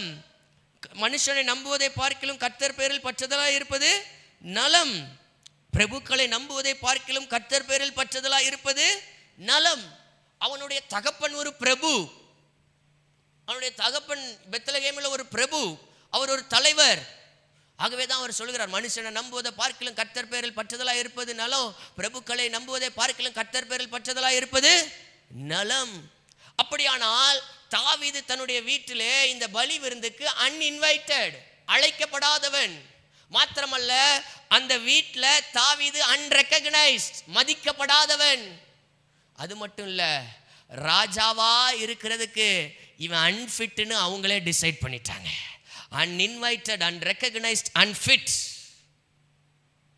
ஆனா இப்போ யாரு அன்இன்வைட்டடோ அவனை ஆண்டவர் இன்வைட் பண்றார். இதுவரை நீங்க அழைக்கப்படாத இடத்துலலாம் கர்த்தர் உங்களை அழைச்சு முன்னிறுத்த போகிறார். ஆமென். நீங்க வெட்கப்பட்ட அதே இடத்துல கொண்டு வந்து கர்த்தர் உங்களை கனப்படுத்தி நிறுத்த போகிறார். ஆமென். அன்இன்வைட்டட் இப்போ இன்வைட் பண்ணப்படுறான். அன்ரெகக்னைஸ்ட் இப்போ கேட்குறான், எனக்கு அவன் பிள்ளையே இல்லைன்னு சொல்லி பிள்ளைங்களை ரெக்கக்னைசேஷன் கூட இல்லாதவன் இப்போ உனக்கு வேற ஒருத்தன் இருக்கிறானா, வேற ஒரு பிள்ளை இருக்கிறானா, உனக்கு குமாரன் இவ்வளவுதானான்னு கேட்கும்போது தகப்பன் வாயாலேயே சொல்ல வைக்கிறாரு, இன்னும் ஒருவன் இருக்கிறான். எந்த தகப்பன் இவன் எனக்கு பிள்ளையே இல்லைன்னு தாயின் கற்பத்திலிருந்து அவன் வெளிவந்த பொழுதே அவனை புறக்கணித்தானோ, அதே தகப்பனுடைய வாயால ஆண்டவர் இப்ப சொல்ல வைக்கிறாரு, இன்னும் ஒருவன் இருக்கிறான். ஆண்டவர் நமக்காக வைராக்கியமா எழுதும் பொழுது சத்துருக்கள் சிதறண்டு ஓடி போவார்கள். ஹல்லேலூயா. அதனாலதான் ரொம்ப அழகா எழுதியிருக்கிறார், என் தலையை எண்ணெயால் அபிஷேகம் பண்ணுகிறீர், என் சத்துருக்களுக்கு முன்பாக எனக்கு ஒரு பந்தி. அதுதான் இந்த பலி விருந்து. அவனுடைய சத்துருக்கள் அவனை பகைத்தார்கள். அதே 1 சாமுவேல் 17வது அதிகாரத்தில் நாம் பார்க்கலாம். 1 சாமுவேல் 17வது அதிகாரத்திற்கு 28வது வசனத்திற்கு நாம் வேதத்தை திருப்பிக் கொள்ளலாம். அந்த மனுஷனோடு அவன் பேசிக் கொண்டிருக்கிறதை அவன் மூத்த சகோதரனாகிய எலியாப் கேட்ட பொழுது அவன் தாவீதின் மேல் கோபம் கொண்டு, நீ இங்கே வந்தது என்ன? வனாந்திரத்தில் உள்ள அந்த கொஞ்ச ஆடுகளை நீ யார் வசத்தில் விட்டாய்? யுத்தத்தை பார்க்க அல்லவா வந்தாய்? உன் துணிகரத்தையும் உன் இருதயத்தின் அகங்காரத்தையும் நான். தாவீதோட இருதயம் எனக்கு தெரியுமா? ஒருவேளை சிலர் நினைச்சு உங்களை பார்த்து பேசலாம், உன் நினைப்பு என்னன்னு எனக்கு நல்லா தெரியும், நீ என்ன நினைச்சிட்டு இருக்க, எதை நினைச்சு பேசிட்டு இருக்க, எதை நினைச்சு இதை பண்ணிக்கிட்டு இருக்கங்கிறது எனக்கு நல்லா தெரியும் சொல்லலாம். No, it will never be right. அது ஒரு நாள் சரியா இருக்காது. உங்க இருதயத்தை ஆராய்ந்து அறிகிறது ஒரே ஒருவர் தான், கர்த்தர் மட்டும்தான். உங்கள் இருதயத்தை ஆராய்ந்து அறிகிறது ஒருவர் மட்டும்தான், கர்த்தர் மட்டும்தான். தாவீதுடைய இருதயத்தின் நினைவுகளை, தாவீது எப்படிப்பட்டவன், அவனுடைய இருதயத்தின் நினைவுகள்லாம் எங்களுக்கு ரொம்ப நல்லா தெரியும்னு நினைக்கலாம். நோ. யோசேப்பினுடைய வாழ்க்கையை நம்ம பார்க்கும் பொழுது, யோசேப்பு தன்னுடைய தகப்பனால் மிகவும் சிநேகிக்கப்பட்டவன், தன்னுடைய தகப்பனால் மிகவும் நேசிக்கப்பட்டவன், ஒரு தகப்பனுடைய அன்பை பெற்றுக்கொண்டவன். மாத்திரமல்ல, தகப்பன் தான் எதை தச்சு கொடுக்கிறார்? பலவர்ண அங்கி. சாமுவேலுக்கு அங்கி தச்சு கொண்டு வந்தது யாரு? சாமுவேலுக்கு யார் அங்கி தச்சு கொண்டு வந்தா? வருஷம் ஒரு அங்கி யார் தச்சு கொண்டு வருவா? அவங்க அம்மா. இப்ப இங்க அங்கி யார் தச்சு கொடுக்கா? தகப்பனின் அன்பையும் தாயின் அன்பையும் ஒரே நபரிடத்தில் சேர்த்து பெற்றுக்கொண்டவன் யோசேப்பு. ஆனா அந்த தாவீது அப்படி இல்லை. தாவீது அப்படி இல்லை. தகப்பன் இருக்கிறாரு, தாய் இருக்கிறாங்க, ஆனா ரெண்டு பேரோட அன்பும் கிடைக்கல. வனாந்திரத்தில் இருக்கிறான், தனிமையா இருக்கிறான், கையில் இருக்கிற கொஞ்ச ஆடு, அவனை நம்பி முழு ஆடை கூட கொடுக்கல, கொஞ்ச ஆடு. அதான் கேட்கிறான், வனாந்திரத்தில் இருக்கிற கொஞ்ச ஆடை நீ என்ன செஞ்ச? புறக்கணிக்கப்பட்டவன், அன்ரெகக்னைஸ்ட். ஆண்டவர் சொல்ல வைக்கிறாரு, இன்னும் ஒருத்தர் இருக்கிறான், இன்னும் எல்லாருக்கும் இளையவன் ஒருவன் இருக்கிறான், ஒருவன் இருக்கிறான். ஒருத்தர் இருக்கிறாயா? இருக்கிறான். ரெக்கக்னைஸ் பண்ணப்படாதவனை ஆண்டவர் ரெக்கக்னைஸ் பண்ண வைக்கிறாரு. அன்ஃபிட்டு நினைச்சாங்கல்ல, இப்போ ஆண்டவர் அவன்தான் ஃபிட்டு.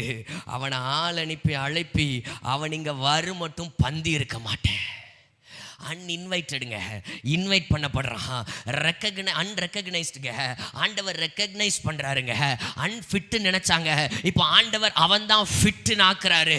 வெறும் ஆண்டவர் இதோட நிறுத்தல, இப்போ அவனை எல்லாத்துக்கும் மேல ஆனர் பண்றாரு. நாட் ஓன்லி இவன் தான் ஃபிட்டு, இவன் தான் இன்வைட்டட், இவன் தான் ரெக்கக்னைஸ்ட் இல்லைங்க, இவன் தான் ஆனர்ட். அவன் வர்ற வர நான் உட்கார மாட்டேன், அவன் வர்ற வர நான் உட்கார மாட்டேன்.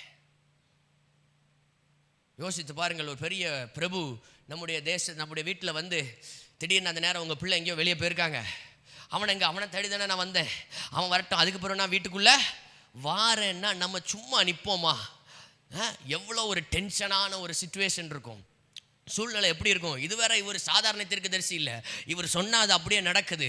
இவர் உள்ள வரும்போதே கேட்காங்க, வந்தது சமாதானம் தானா, பயமும் நடுக்கமும். இப்போ இப்படிப்பட்ட ஒரு தீர்க்கதரிசி சொல்லுகிறார், அவன் வர்ற வர நான் உட்கார மாட்டேன். ஐயா, எத்தனை பேர்னாலும் உங்களை அவமானப்படுத்தலாம், எத்தனை பேர்னாலும் உங்களை அசிங்கப்படுத்தலாம், எத்தனை பேர்னாலும் உங்களுக்கு விரோதமாக எழும்பலாம், எத்தனை பேர்னாலும் உங்களுடைய சூழ்நிலையை பார்த்து உங்கள் சிச்சுவேஷனை பார்த்து உங்களுக்கு மார்க் போட்டுட்டு இருக்கலாம். ஆனால் எல்லாத்துக்கும் மேலேருந்து ஒருத்தர் பார்க்குறாருங்க, அவர் இன்வைட் பண்ணி ரெக்கக்னைஸ் பண்ணி ஃபிட் ஆக்கி அவர் ஹானர் பண்ணுற ஆண்டவராக இருக்கிறார். ஹல்லேலூயா, ஹல்லேலூயா. ஹானர் பண்ற ஆண்டவராக இருக்கிறார். இப்ப தாவீது உள்ளே வருகிறார், ஆள் அனுப்பி அவனை அழைப்பித்தான். அவன் சிவந்த மேனியும் அழகிய கண்களும் நல்ல ரூபமுள்ளவனாய் இருந்தான். அப்பொழுது கர்த்தர், இவன் தான், நீ எழுந்து இவனை அபிஷேகம் பண்ணு என்றார். ஹல்லேலூயா, ஹல்லேலூயா. ஐயா, சம்மா வரும் பொழுது, அபினதாப் வரும் பொழுது ஆண்டவர் அவனுக்கு டிஸ்கிரிப்ஷன்லாம் கொடுக்கல. சாமுவேல் ஈசாய் நடக்க விடுகிறார் சாமுவேலுக்கு முன்பதாக. அங்க ஆவியானவர் எந்த டிஸ்கிரிப்ஷனும் எழுதல. ஆனா இப்ப தாவீதுக்கு இன்ட்ரோடக்ஷன் வரும் பொழுது எப்படி தெரியுமா இருக்குது? அவன் சிவந்த மேனியும் அழகிய கண்களும் நல்ல ரூபமுள்ளவனாயிருந்தான். ஆண்டவர் உங்களை அழைச்சார்னா இன்ட்ரோடக்ஷனோட அழைப்பார். ஆண்டவர் உங்களை அழைச்சார்னா அவர் இன்ட்ரோடியூஸ் பண்ற விதமே வேற. ஹல்லேலூயா. அவர் இன்ட்ரோடியூஸ் பண்ணாம உங்களை அழைக்கவே மாட்டார். இப்போ ஆண்டவர் இன்ட்ரோடியூஸ் பண்ணி அழைக்கிறாரு. அப்பொழுது கர்த்தர், இவன் தான், நீ எழுந்து இவனை அபிஷேகம் பண்ணு என்றார். ஹல்லேலூயா. இவன் தான், நீ எழுந்து இவனை. இப்போ நம்ம நேரம் அப்படியே எங்க வரணும்னா 5வது வசனத்துக்கு வந்துருவோம். 5வது வசனத்துக்கு வாங்க. அதற்கு அவன், சமாதானம் தான், கர்த்தருக்கு வந்தேன், நீங்கள் உங்களை பரிசுத்தம் பண்ணிக்கொண்டு என்னோட கூட பலி விருந்துக்கு வாருங்கள். எல்லாரும் ஈசாயையும் அவன் குமாரரையும் பரிசுத்தம் பண்ணி அவர்களை பலி விருந்துக்கு அழைத்தான். மேலும் ஈசாயையும் அவன் குமாரரையும் அவன் பரிசுத்தம் பண்ணி பலி விருந்துக்கு அழைத்தான். ஈசாயை பரிசுத்தம் பண்ணிட்டான்.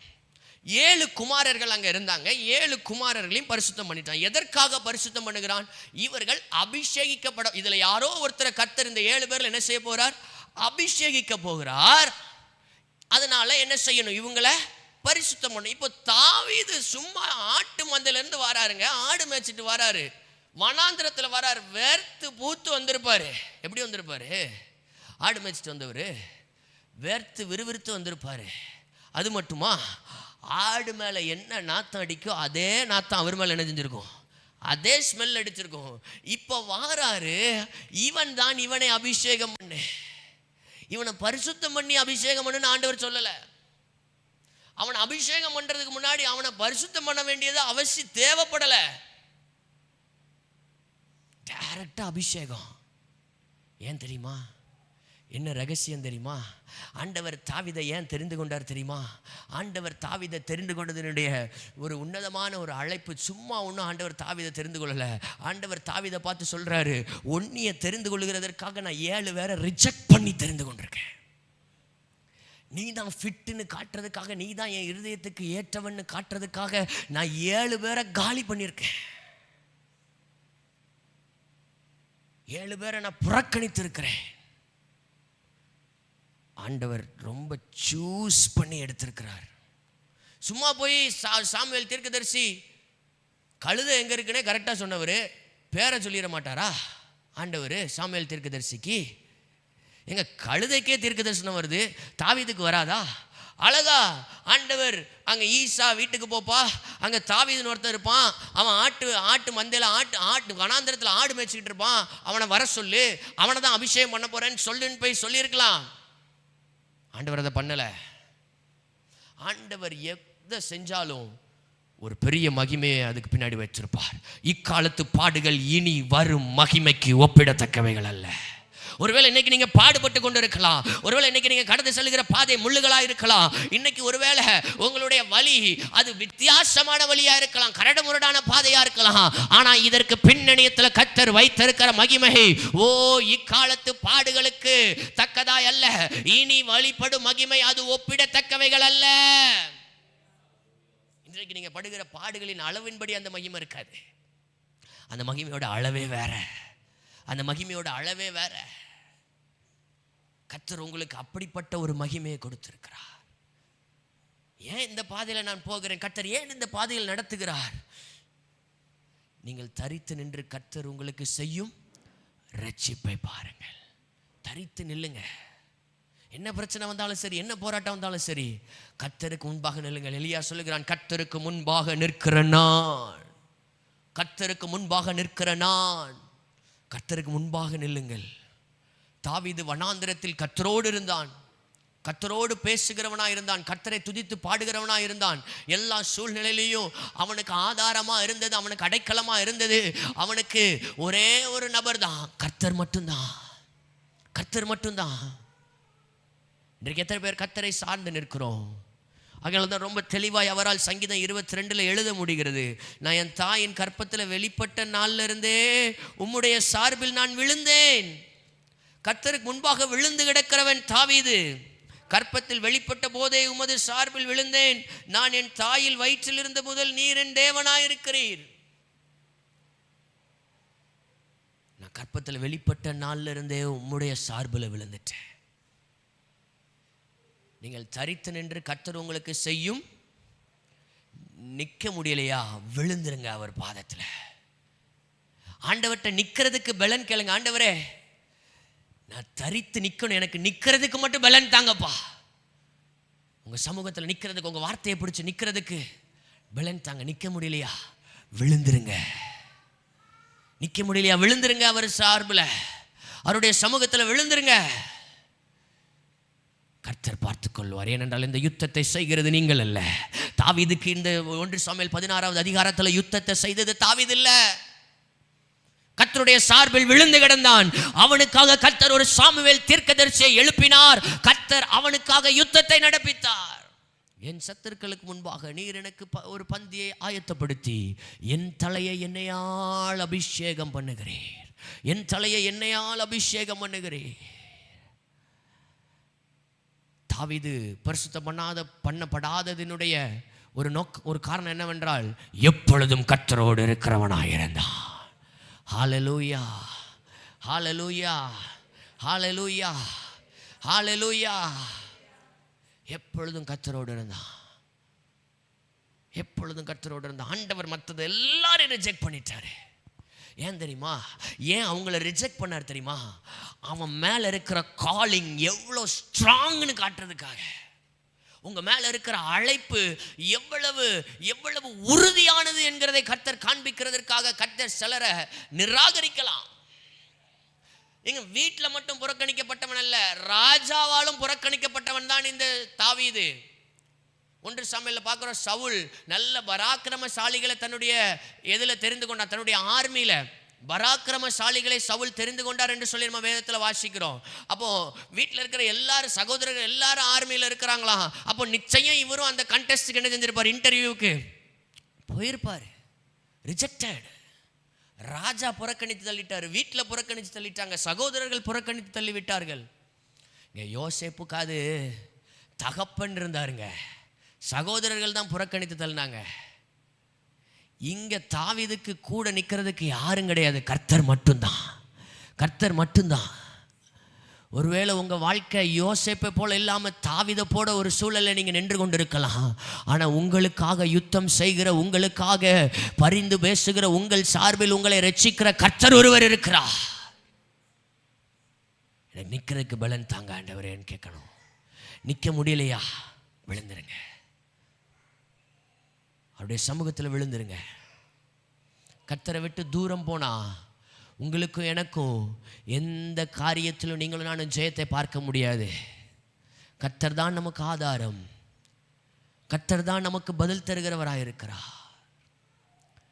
2வது, தாவீதுக்குள்ள ஒரு பெரிய வெளிப்பாடு இருந்தது. என்ன வெளிப்பாடு தெரியுமா? மேசியா ஒருவர் வருவார் என்கிற வெளிப்பாடு இருந்தது. ஹல்லேலூயா. பழைய ஏற்பாட்டிலேயே புதிய ஏற்பாடு குறித்த வெளிப்பாடு, பழைய உடன்படிக்கையிலேயே புதிய உடன்படிக்கையை குறித்த ஒரு வெளிப்பாடு. அதனால தான் சங்கீதம் 22 ரொம்ப அழகாக எழுதுகிறார். 1வது வசனம், வேதத்தை திருப்பிக் கொள்ளலாம். சங்கீதம் 22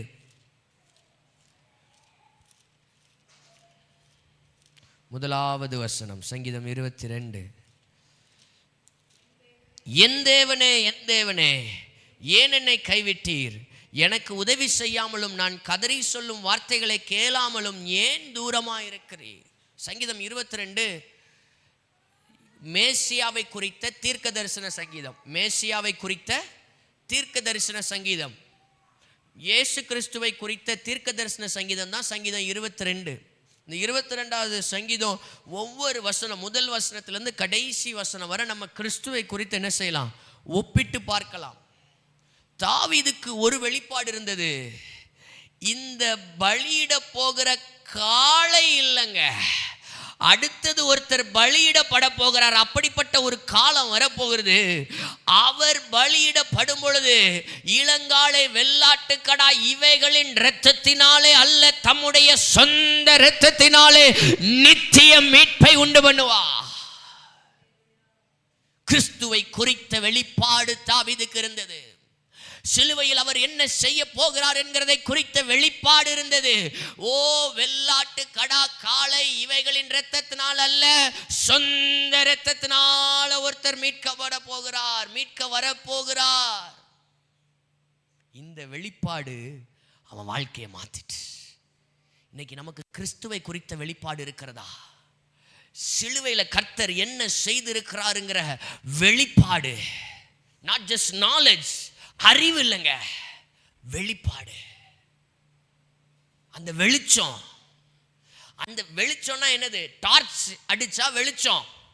அந்த வெளிச்சத்தில் நம்ம என்ன செய்யறோம்? டார்ச் அடிச்சு நடக்கிறோம். இப்போ என் பாதையில, எல்லா பாதையிலையும் நான் இந்த வெளிச்சத்தை நம்பி தான் என்ன செய்யறேன்? நான் நடக்கிறேன். இந்த வெளிச்சம் எங்க அடிக்குதோ, இங்க திருப்பணும்னா இங்க இந்த வெளிச்சம் அடிக்கும்னா இந்த பக்கம் போவேன், இங்க அடிச்சுச்சுன்னா இந்த பக்கம் போவேன். அப்போ கிறிஸ்து எனக்காக என்ன செய்து முடித்திருக்கிறாருங்கிற அடிப்படையில் எல்லா நாளும் நான் என் வாழ்க்கையை திசை திருப்பி செல்லும் பொழுது, சிலுவையில் அவர் எனக்காக செய்து முடித்ததை நம்பி, அவர் எனக்காக செய்ததை விசுவாசித்து, நானும் எனக்கும் ஒரு சிலுவையை கர்த்தர் கொடுத்திருக்கிறார், இந்த உலகத்தில் எனக்கும் ஒரு பொறுப்பு கொடுத்திருக்கிறார், எனக்கும் சிலுவையை சுமக்க வேண்டிய ஒரு பொறுப்பு இருக்கிறது, அவர் எனக்கு மீது ஒரு தரிசனத்தை வைத்திருக்கிறார், திட்டத்தை வைத்திருக்கிறாருங்கிற இந்த வெளிப்பாடுல டிராவல் பண்ணும் பொழுது தேவ சித்தத்தை விட்டு நீங்களும் நானும் ஒரு நாளும் வெளியே போக மாட்டோம். தேவனுடைய சித்தத்தின் மையத்தில் நாம் இருப்போம். ஏன்னா இந்த வெளிப்பாடு தாங்க நம்மளை டைரக்ட் பண்ணுது. நம்ம டைரக்ட் பண்ணல, வெளிச்சம் நம்மை டைரக்ட் பண்ணுகிறது.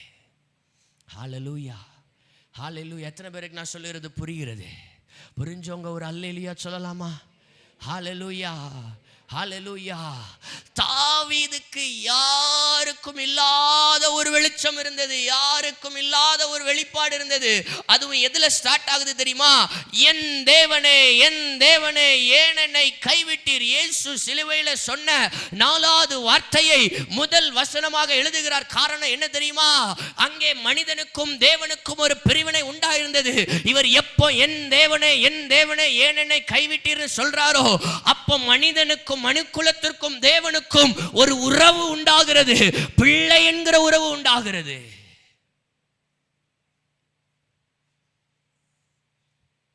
உறவுல இருந்து ஆரம்பிக்கிறாருங்க. தேவனோடு இருக்கிற ஐக்கியத்திலிருந்து ஆரம்பிக்கிறாரு சங்கீதத்தை. அவருக்கு என்ன வெளிப்பாடு இருந்துச்சு தெரியுமா? குமாரன் வருவாரு, மனு குலத்துக்கும் தேவனுக்கும் இருக்கிற உறவுல இருக்கிற பிளவை அவர் சரி செய்கிறவராய் வருவார், சரி செய்கிறவராய் வருவார். இந்த வெளிப்பாடு அவருக்கு இருந்தனால தான் அவரை பரிசுத்தம் பண்ணல, டைரக்ட் அபிஷேகம் பண்ணாங்க. ஹல்லேலூயா, ஹல்லேலூயா. அடுத்த வசனத்தை நம்ம பார்த்தோம்னா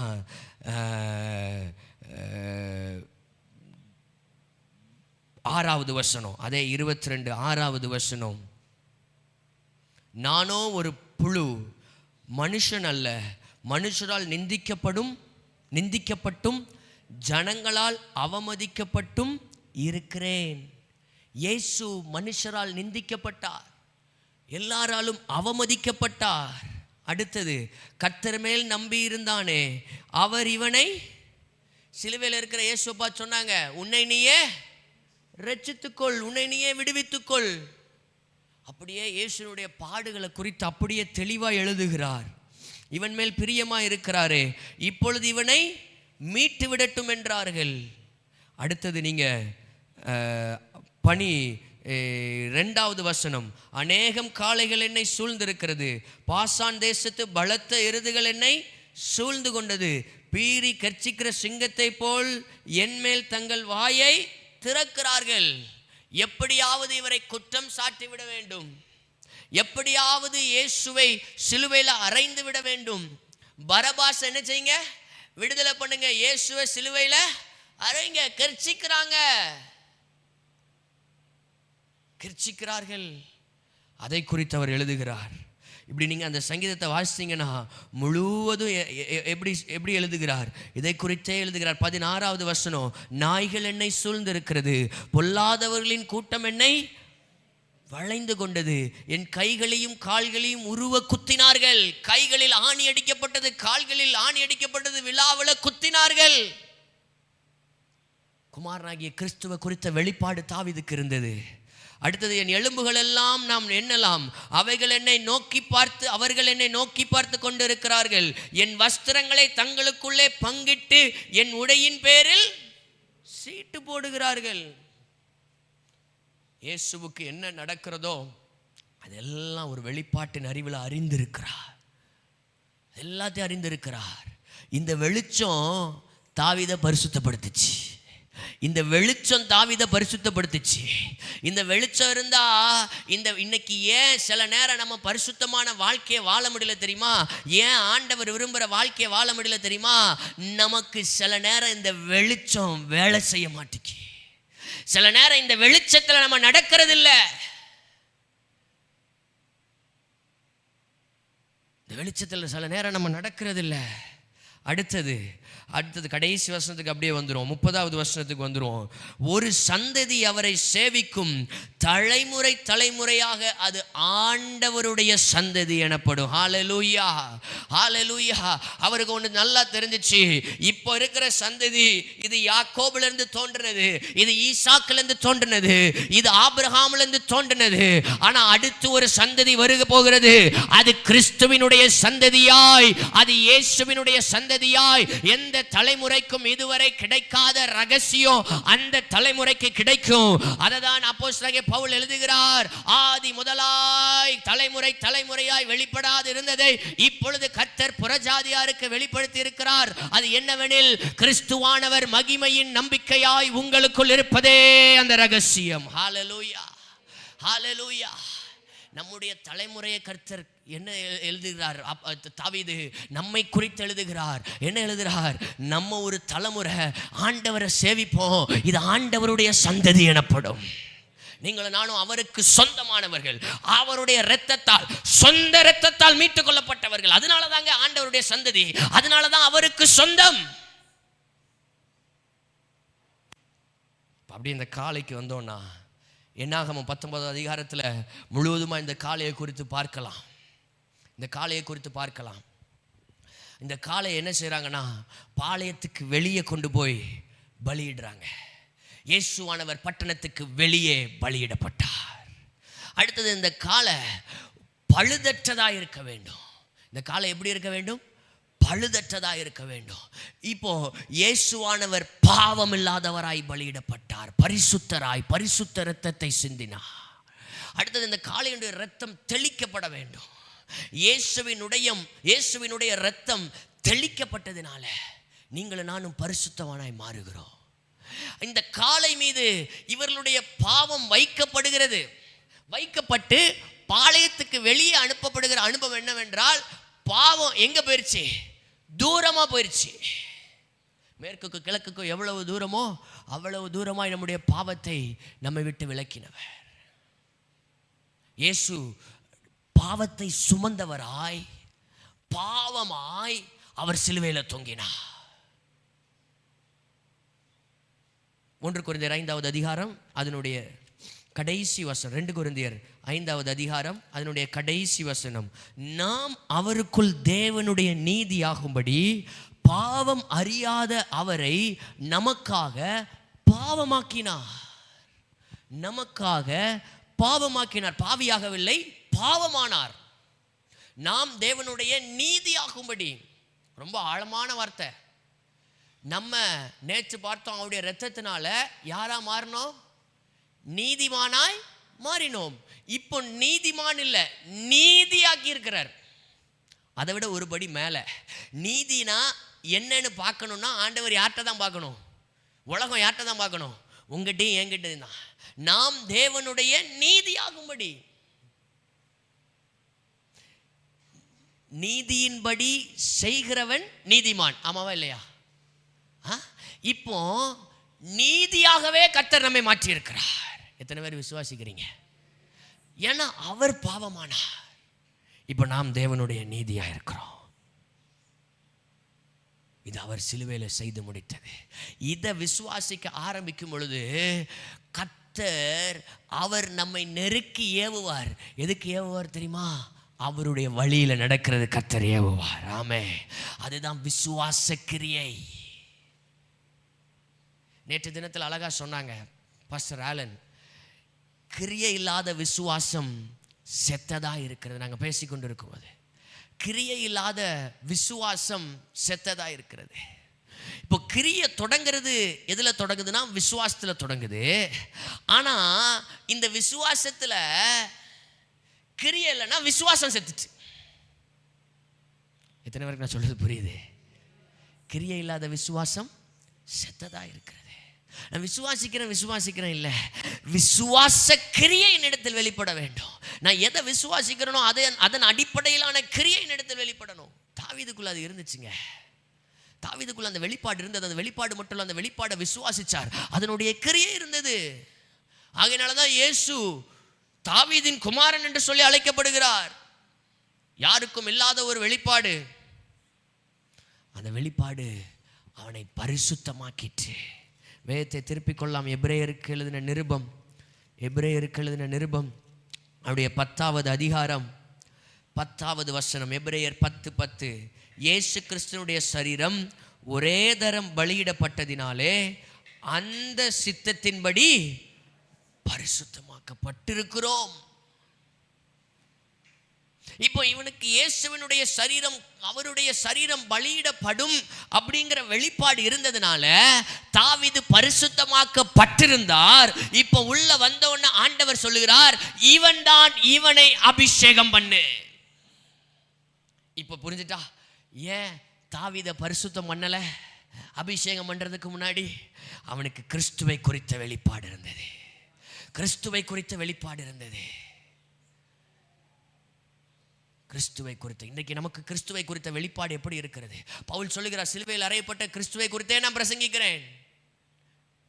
சிலுவை குறித்த உபதேசம் கெட்டு போறவர்களுக்கு பைத்தியம், ஆனா ரட்சிக்கப்படுகிற எனக்கு தேவ பலனா இருக்கிறது. இன்றைக்கு சபை பலனடையணும்னா இயேசு சிலுவையில செய்து முடித்ததை நீங்களும் நானும் தியானிக்க இயேசு எனக்காக என்ன செய்திருக்கிறாருங்கிறத நான் இன்னும் அதிகமாய் அறிந்து கொள்ள ஒரு நீங்க நினைக்கலாம், என்னங்க இது சிலுவையில என்ன செஞ்சாரு? அவர் மரித்தாரு, பாவம் நீங்கிச்சு, சாபம் நீங்கிச்சு, வியாதி நீங்கிச்சு, சமாதானம் பிறந்துச்சு, தரித்திரம் போச்சு, இவ்வளவுதானங்க.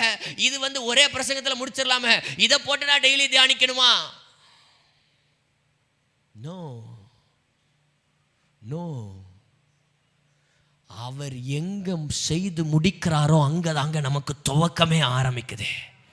அவர் எங்க முடிக்கிறாரோ அங்கதான் புதிய துவக்கம் ஆரம்பிக்கிறது. அதனால ரொம்ப முக்கியமான ஒரு காரியம், அவர் சிலுவையில் அறையப்பட்ட பொழுது திரசிலை 2ஆய் கிழிது. ஏன்? புதிய துவக்கத்தை கர்த்தர் அங்கே உண்டு பண்ணுகிறார். கர்த்தர் புதிய காரியத்தை கர்த்தர் உண்டு பண்ணுகிறார். ஆகவே அந்த வெளிப்பாடு நம்முடைய வாழ்க்கையை மாற்றும். தாவீதுக்கு அந்த வெளிப்பாடு இருந்தது. அடுத்தது வேதத்தை திருப்பிக் கொள்ளலாம். சங்கீதம் 110வது சங்கீதம், 110வது சங்கீதத்துக்கு நேரே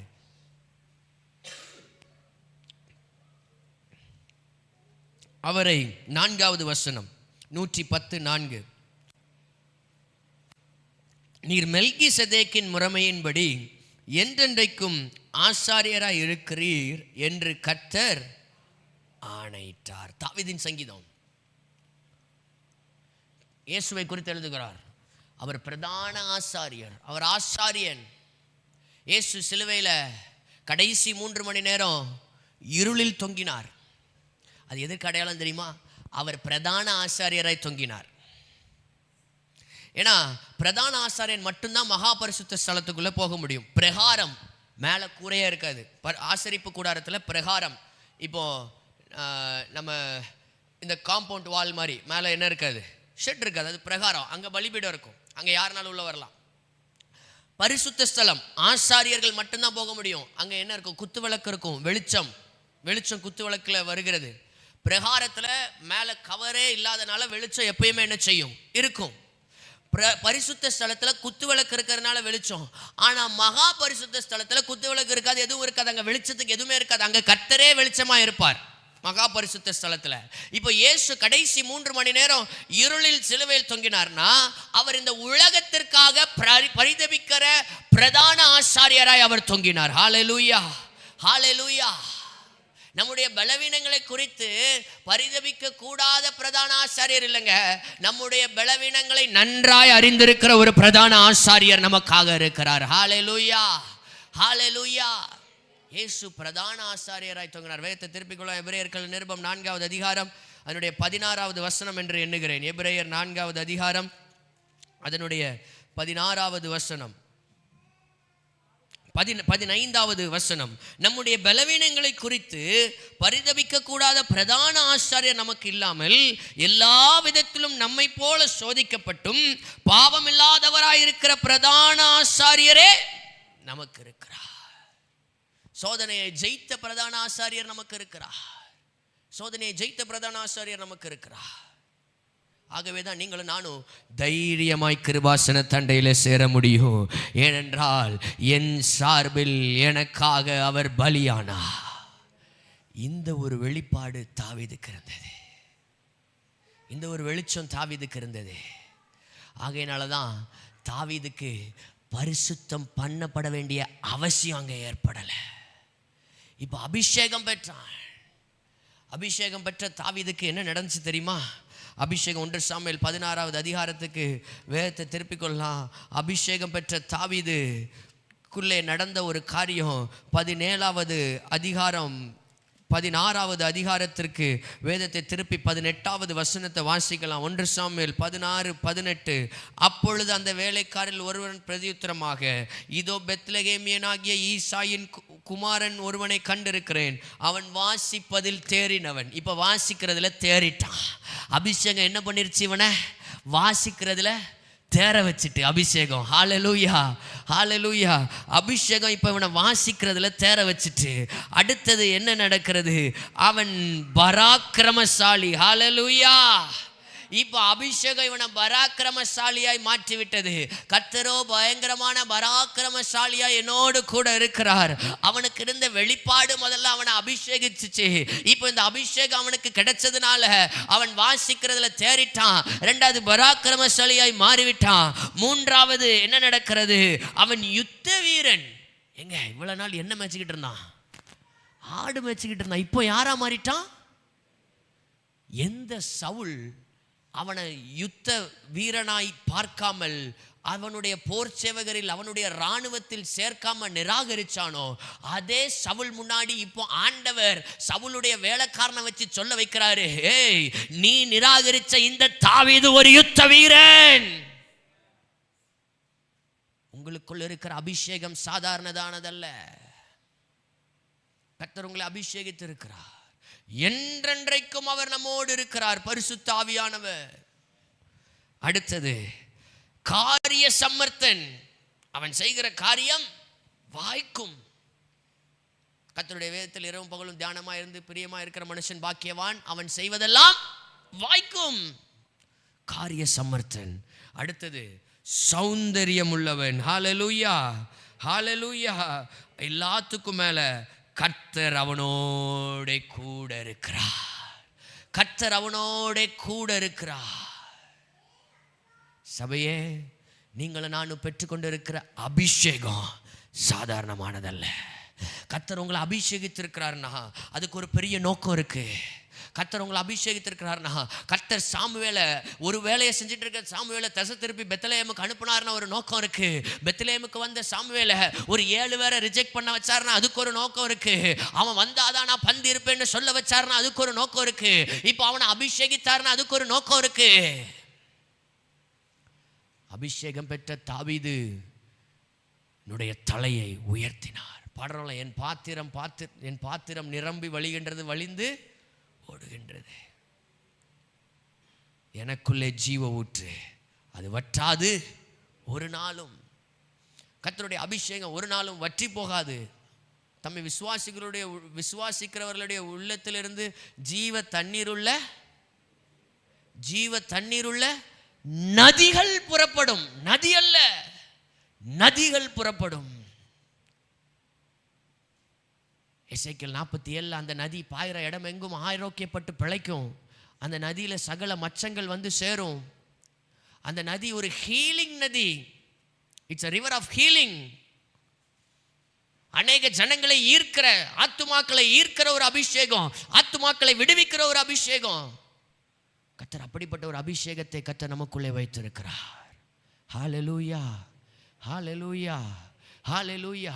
அடுத்தது அபிஷேகம் பெற்ற தாவீதை என்ன நடக்கிறது என்றால், அடுத்தது சவுல் காண்கிறான் கர்த்தர் தாவீதோடு இருக்கிறார். 1 சாமுவேல் 18வது அதிகாரம் அதனுடைய 28வது வசனம். 1 சாமுவேல் 18 அதனுடைய 28வது வசனம். கர்த்தர் தாவீதோடு இருக்கிறார் என்று சவுல் கண்டறிந்து கொண்டான். இப்ப வேலைக்காரன் சொல்றான் எல்லாவற்றுக்கும் மேல கர்த்தர் அவனோடு கூட இருக்கிறார்னு. சவுல் அதை ஏற்றுக்கொள்ளல. அவன் பார்த்தாதான் நம்புறான். இப்பதான் சவுலுக்கு தெரியுது கர்த்தர் தாவீதோட கூட இருக்கிறார்னு. ஒருவேளை உங்க கூட கர்த்தர் இருக்கிறார்னு உங்களுக்கு தெரியுங்க. ஆனா ஒருவேளை சிலர் நினைச்சிட்டு இருப்பாங்க, நீ கர்த்தருக்கு தூரமா போயிட்ட, கர்த்தர் உன்னை விட்டு தூரமா போயிட்டாரு, கர்த்தர் விலகிட்டாரு, நீ கர்த்தரோட இல்லைன்னு சொல்லி நினைச்சிட்டு இருப்பாங்க. ஆனா ஒரு நாள் வரும், உங்களை பார்த்து சொன்ன அதே நபர்கள் கண்டறிந்து கொள்வார்கள் கர்த்தர் உங்களோடு கூட இருக்கிறார் என்று சொல்லி. அபிஷேகம் உங்க தலையை உயர்த்தும். அபிஷேகத்தில் நிரம்ப ஆவியில் நிரம்ப ஆவியானவருக்கு இடம் கொடுக்க எப்போ அப்போஸ்தலர் 2 அதிகாரத்தில் ஆவியானவருக்கு இடம் கொடுத்தாங்களோ அன்னைக்கு 120 பேர் இருந்த சபை 3000 மாறிச்சு. இது ஆவியானவரின் நாட்கள். இது பரிசுத்த ஆவியானவர் செயல்படுகிற நாட்கள். பரிசுத்த ஆவியானவருக்கு நாம் இடம் கொடுக்க வேண்டிய நாட்கள். ஆவியானவரின் ஊழியத்தை செய்ய வேண்டிய நாட்கள். ஆவியானவரோடு இணைந்து ஊழியத்தை செய்ய வேண்டிய நாட்கள். இது ஊழியர்களுக்கு மட்டுமல்ல, எல்லா விசுவாசிகளும் செய்ய வேண்டியது. எல்லா கர்த்தரை ஏற்றுக்கொண்ட பிள்ளைகள் செய்ய வேண்டியது. அபிஷேகம் பெற்ற எல்லாரும் ஏன் அபிஷேகித்து இருக்கிறாருங்க? ரட்சித்தா மட்டும் போதுமே, ஆனா ஸ்பெஷலா அனாயிட் பண்ணி வச்சிருக்கிறாரு. ஏன்? He has called for his purpose. அவருடைய திட்டத்தை, அவருடைய தரிசனத்தை, அவர் கொடுத்ததை, அவர் சொன்னதை நிறைவேற்றுறதுக்காக கர்த்தர் அபிஷேகம் பண்ணி இருக்கிறார். இந்த தாவீதுக்குள்ள வெறும் ராஜாவின் அபிஷேகம் மட்டும் இல்லைங்க, ஒரு தீர்க்கதரிசியின் அபிஷேகம் இருந்தது. அதனால தான் தீர்க்க தரிசனமா சங்கீதம் 22 குமாரனாகிய கிறிஸ்துவை குறித்து அவர் எழுதியிருக்கிறார். இன்னொரு ஸ்பெஷாலிட்டி என்ன தெரியுமாங்க?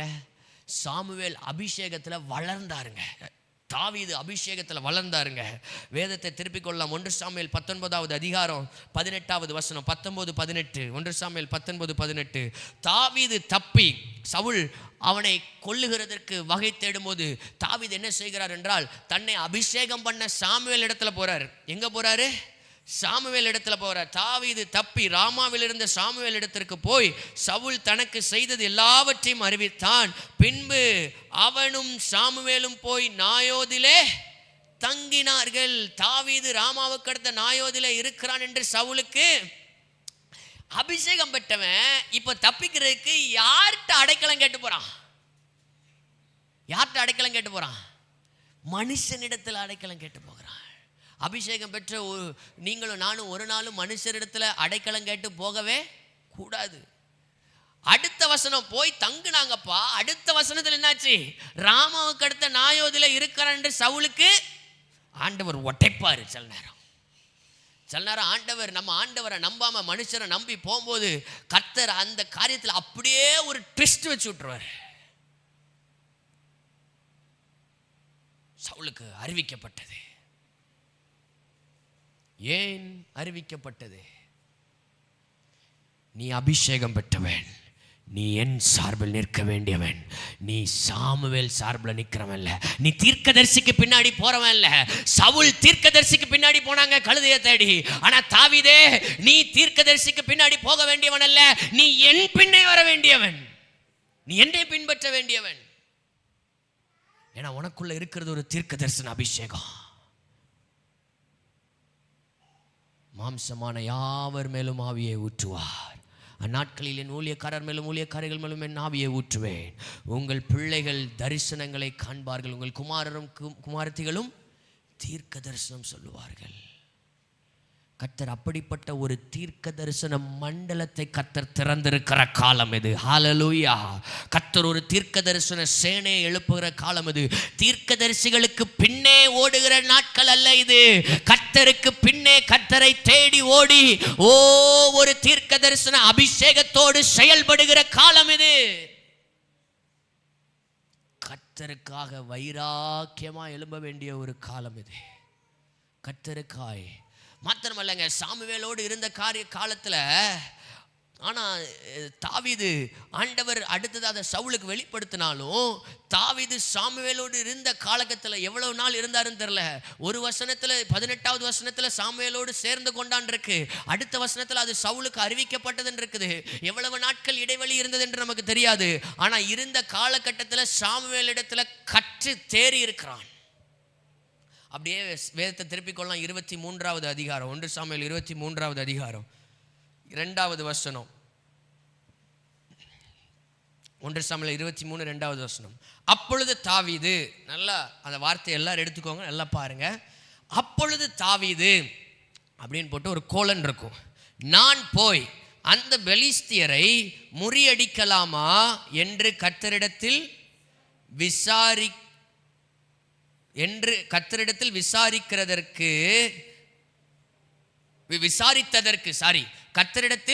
விசாரித்ததற்கு கர்த்தர், அடுத்த ஒரு கோலன் இருக்கா, நீ போ பெலிஸ்தரை முறியடித்து கேகிலாவை இரட்சிப்பாயாக என்று தாவீதுக்கு சொன்னார். 23வது அதிகாரத்தில் தான் 1 சாமுவேல் 16 தாவீதை இன்ட்ரடியூஸ் பண்றவர். 22 வரை தாவீது அப்படின்னு போட்டு ஒரு கோலன், கர்த்தர் அப்படின்னு போட்டு ஒரு கோலன்கிற வசனத்தை நீங்க எங்கேயுமே பார்க்க முடியாது. எப்போ இவர் கர்த்தரோட டைரக்டா பேசுற ஒரு அனுபவத்துக்கு வாரார்னா 23 தான் என்ன செய்கிறார், வாரார். இது எப்படி வந்துச்சு தெரியுமா?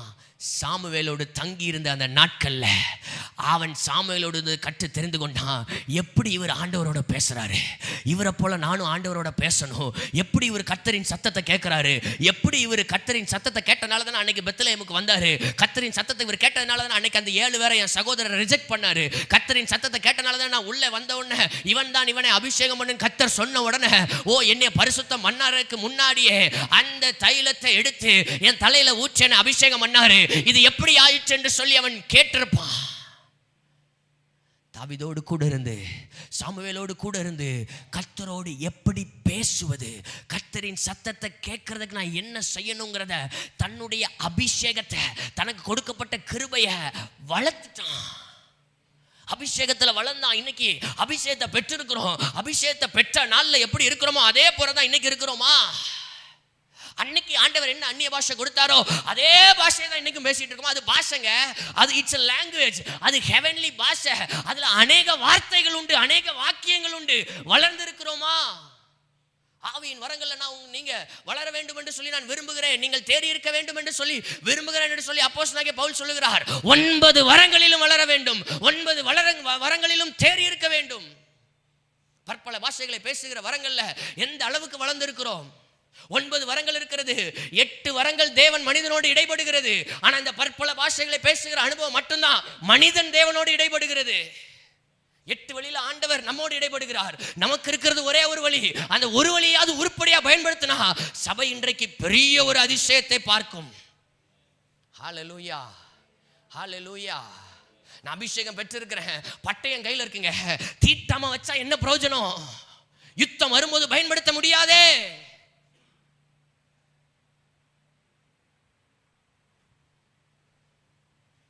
கோலியாத்து பட்டையோட நின்னான். கண்டிப்பா காலையில தீட்டிட்டு தான் வந்திருப்பான். ஆனா அன்னைக்கு அவனுக்கு தெரியாது இந்த பட்டயம் தாவீது கைக்கு போகுதுன்னு அவனுக்கு தெரியாது. இன்னைக்கு நம்ம கையில பட்டயம் இருக்கு, தீட்டுறோமா? ஒரு கோலியாத்தே இஸ்ரவேலின் எல்லைக்குள்ள வந்து வா பார்த்துக்கலாங்கிறானே. இன்னைக்கு நீங்களும் நானும் யார் எனக்கு எதிராளி அவன் என்னிடத்தில் வரட்டும் ஏகமாய் நிற்போமாகன்னு சொல்லி நிற்க வேண்டிய சந்ததி. என்னை நீதிமான் ஆக்குறவர் என் சமீபத்தில் இருக்கிறார், யார் எனக்கு எதிராளி அவன் என்னிடத்தில் வரட்டும். கர்த்தர் அப்படிப்பட்ட ஒரு அபிஷேகத்தை நமக்குள்ளே கர்த்தர் வைத்திருக்கிறார். ஹல்லேலூயா, ஹல்லேலூயா, ஹல்லேலூயா. அபிஷேகம் நம் தலையை உயர்த்தும். அபிஷேகம் நம் தலையை உயர்த்தும். அபிஷேகம் நம்முடைய தலையை உயர்த்தும். இன்றைக்கு நீங்கள் பெற்றுக்கொண்ட அபிஷேகம் உங்க தலையை உயர்த்த போகிறது. அபிஷேகத்தை கனப்படுத்துங்க. பெற்றுக்கொண்ட அபிஷேகத்தை பயன்படுத்துங்க. நல்ல அந்நிய பாஷையில் ஜெபிங்க. அதிக நேரம் அந்நிய பாஷையில் ஜெபிங்க. அபிஷேகம் அப்படிதாங்க வளரும். சும்மா ஆண்டவர் இங்கே சர்ச்சுக்கு வர்ற நேரம், ஆராதனை நேரத்தில் அந்நிய பாஷை பேச சொல்கிறாங்க, அப்போ மட்டும் நான் பேசுகிறனால நான் வளர்ந்துருவேன் இல்லை. உங்கள் தனிப்பட்ட வாழ்க்கையில் நீங்களும் ஆவியானவரும் எவ்வளவு நேரம் இருக்கிறீங்க, அந்நிய பாஷைகளை பேசுகிறவன் தனக்கே பக்தி விருத்தி உண்டாக பேசுகிறான். அந்த இடத்துல கிரேக்க பதத்தில் ஓக்கியோ டோமியோ என்று இருக்கிறது. ஓக்கியோ டோமியோ என்றால் கட்டி எழுப்புங்கள். நீங்கள் அந்நிய பாஷை பேசும்போது உங்களுடைய குடும்பத்தை கட்டி எழுப்புகிறீர்கள், உங்களுடைய ஆவிக்குரிய வாழ்க்கையை கட்டி எழுப்புகிறீர்கள், உங்களுடைய பொருளாதாரத்தை கட்டி எழுப்புகிறீர்கள், உங்கள் ஊழியத்தை கட்டி எழுப்புகிறீர்கள். எல்லா காரியத்தையும் கர்த்தர் உங்களுக்காக கட்டி எழுப்பிக் கொண்டே இருக்கிறார். மாத்திரமல்ல, அந்நிய பாஷையில் அதிகம் ஜெபிக்கும் பொழுது ஆவியின் சிந்தை இன்னதென்று பகுத்தறியத்தக்கதான கிருபை. ரோமர் 8வது அதிகாரம் கடைசி வசனம். ரோமர் 8வது அதிகாரம் கடைசியான வசனத்தை சொல்லி நான் முடிக்க ஆசைப்படுகிறேன். ரோமர் 8வது அதிகாரம் அதனுடைய 26, 27வது வசனங்களை வாசிக்கிறேன். அந்தபடியே ஆவியானவரும் நமது பலவீனங்களில் நமக்கு உதவி செய்கிறார். நாம் ஏற்றபடி வேண்டிக் கொள்ள வேண்டியது என்னதென்று அறியாமல் இருக்கிறபடியால் ஆவியானவர் தாமே வாக்கு கடங்காத பெருமூச்சுகளோடு நமக்காக வேண்டுதல் செய்கிறார். ஆவியானவர் தேவனுடைய சித்தத்தின்படியே, தேவ சித்தத்தை அறிகிறதற்கு அந்நிய பாஷையில் அதிகம் ஜெபிக்க வேண்டும். தேவ சித்தத்தின்படியே பரிசுத்தவான்களுக்காக வேண்டுதல் செய்கிறபடியால் இருதயங்களை ஆராய்ந்து பார்க்கிறவர் ஆவியின் சிந்தை இன்னதென்று அறிவார். இப்போ ஆவியின் சிந்தையில நடத்தப்படணும். ஏன்னா ரோமர் 8வது அதிகாரம் முதல் வசனமே எப்படிதான் இருக்குன்னா, ஆனபடினால் கிறிஸ்து இயேசுவுக்குட்பட்டவர்களாக இருந்து மாம்சத்தின்படி நடவாமல் ஆவியின்படியே நடக்கிறவர்களுக்கு ஆக்கினை தீர்ப்பில்லை. இப்போ ஆவியின்படி நடக்கணும்னா ஆவியானவர் அதுதான் கொடுக்கப்பட்டிருக்கிறார். ஆமென். ஆவியானவர் வழி காட்டுறவர் இல்லை, வழி நடத்துறவர். வழி காட்டுறவர்னா, நான் இப்போ இங்கேருந்து வந்து க்ரௌன் ஆஃப் லைஃப் சர்ச்சுக்கு எப்படி போகணுன்னு கர்மாவில் பஸ் ஸ்டாப்பில் இறங்கி நான் கேட்டேன்னா, யாராவது ஒருத்தர் அப்படி போய் அங்கே ஒரு போர்டு இருக்கும், அதில் லெஃப்ட்டில் திரும்புங்கன்னு சொல்லுவார். அது வழி காட்டுறது. வழி நடத்துறதுனா என் கையை பிடிச்சி அவரே கூட்டிகிட்டு வந்து சர்ச்சில் கொண்டு வந்து விட்டுட்டு போயிடுவார். இன்னைக்கு ஏன் சில நேரம் வழி தெரியாமல் இருக்கும் தெரியுமா? ஆவியானவர் கையை பிடிக்கல, நம்ம இன்னும் அவர் கையை பிடிச்சிட்டாரு. அவரோடு கூட சேர்ந்து நடக்கிறதுக்கு நம்ம இன்னும் ஒப்பு கொடுக்கல. இன்றைக்கு நம்ம ஒப்பு கொடுக்க போகிறோம். கர்த்தர் நம்மை நடத்தும்படியா நம்ம எல்லாரும் எழும்பி நிற்கலாமா?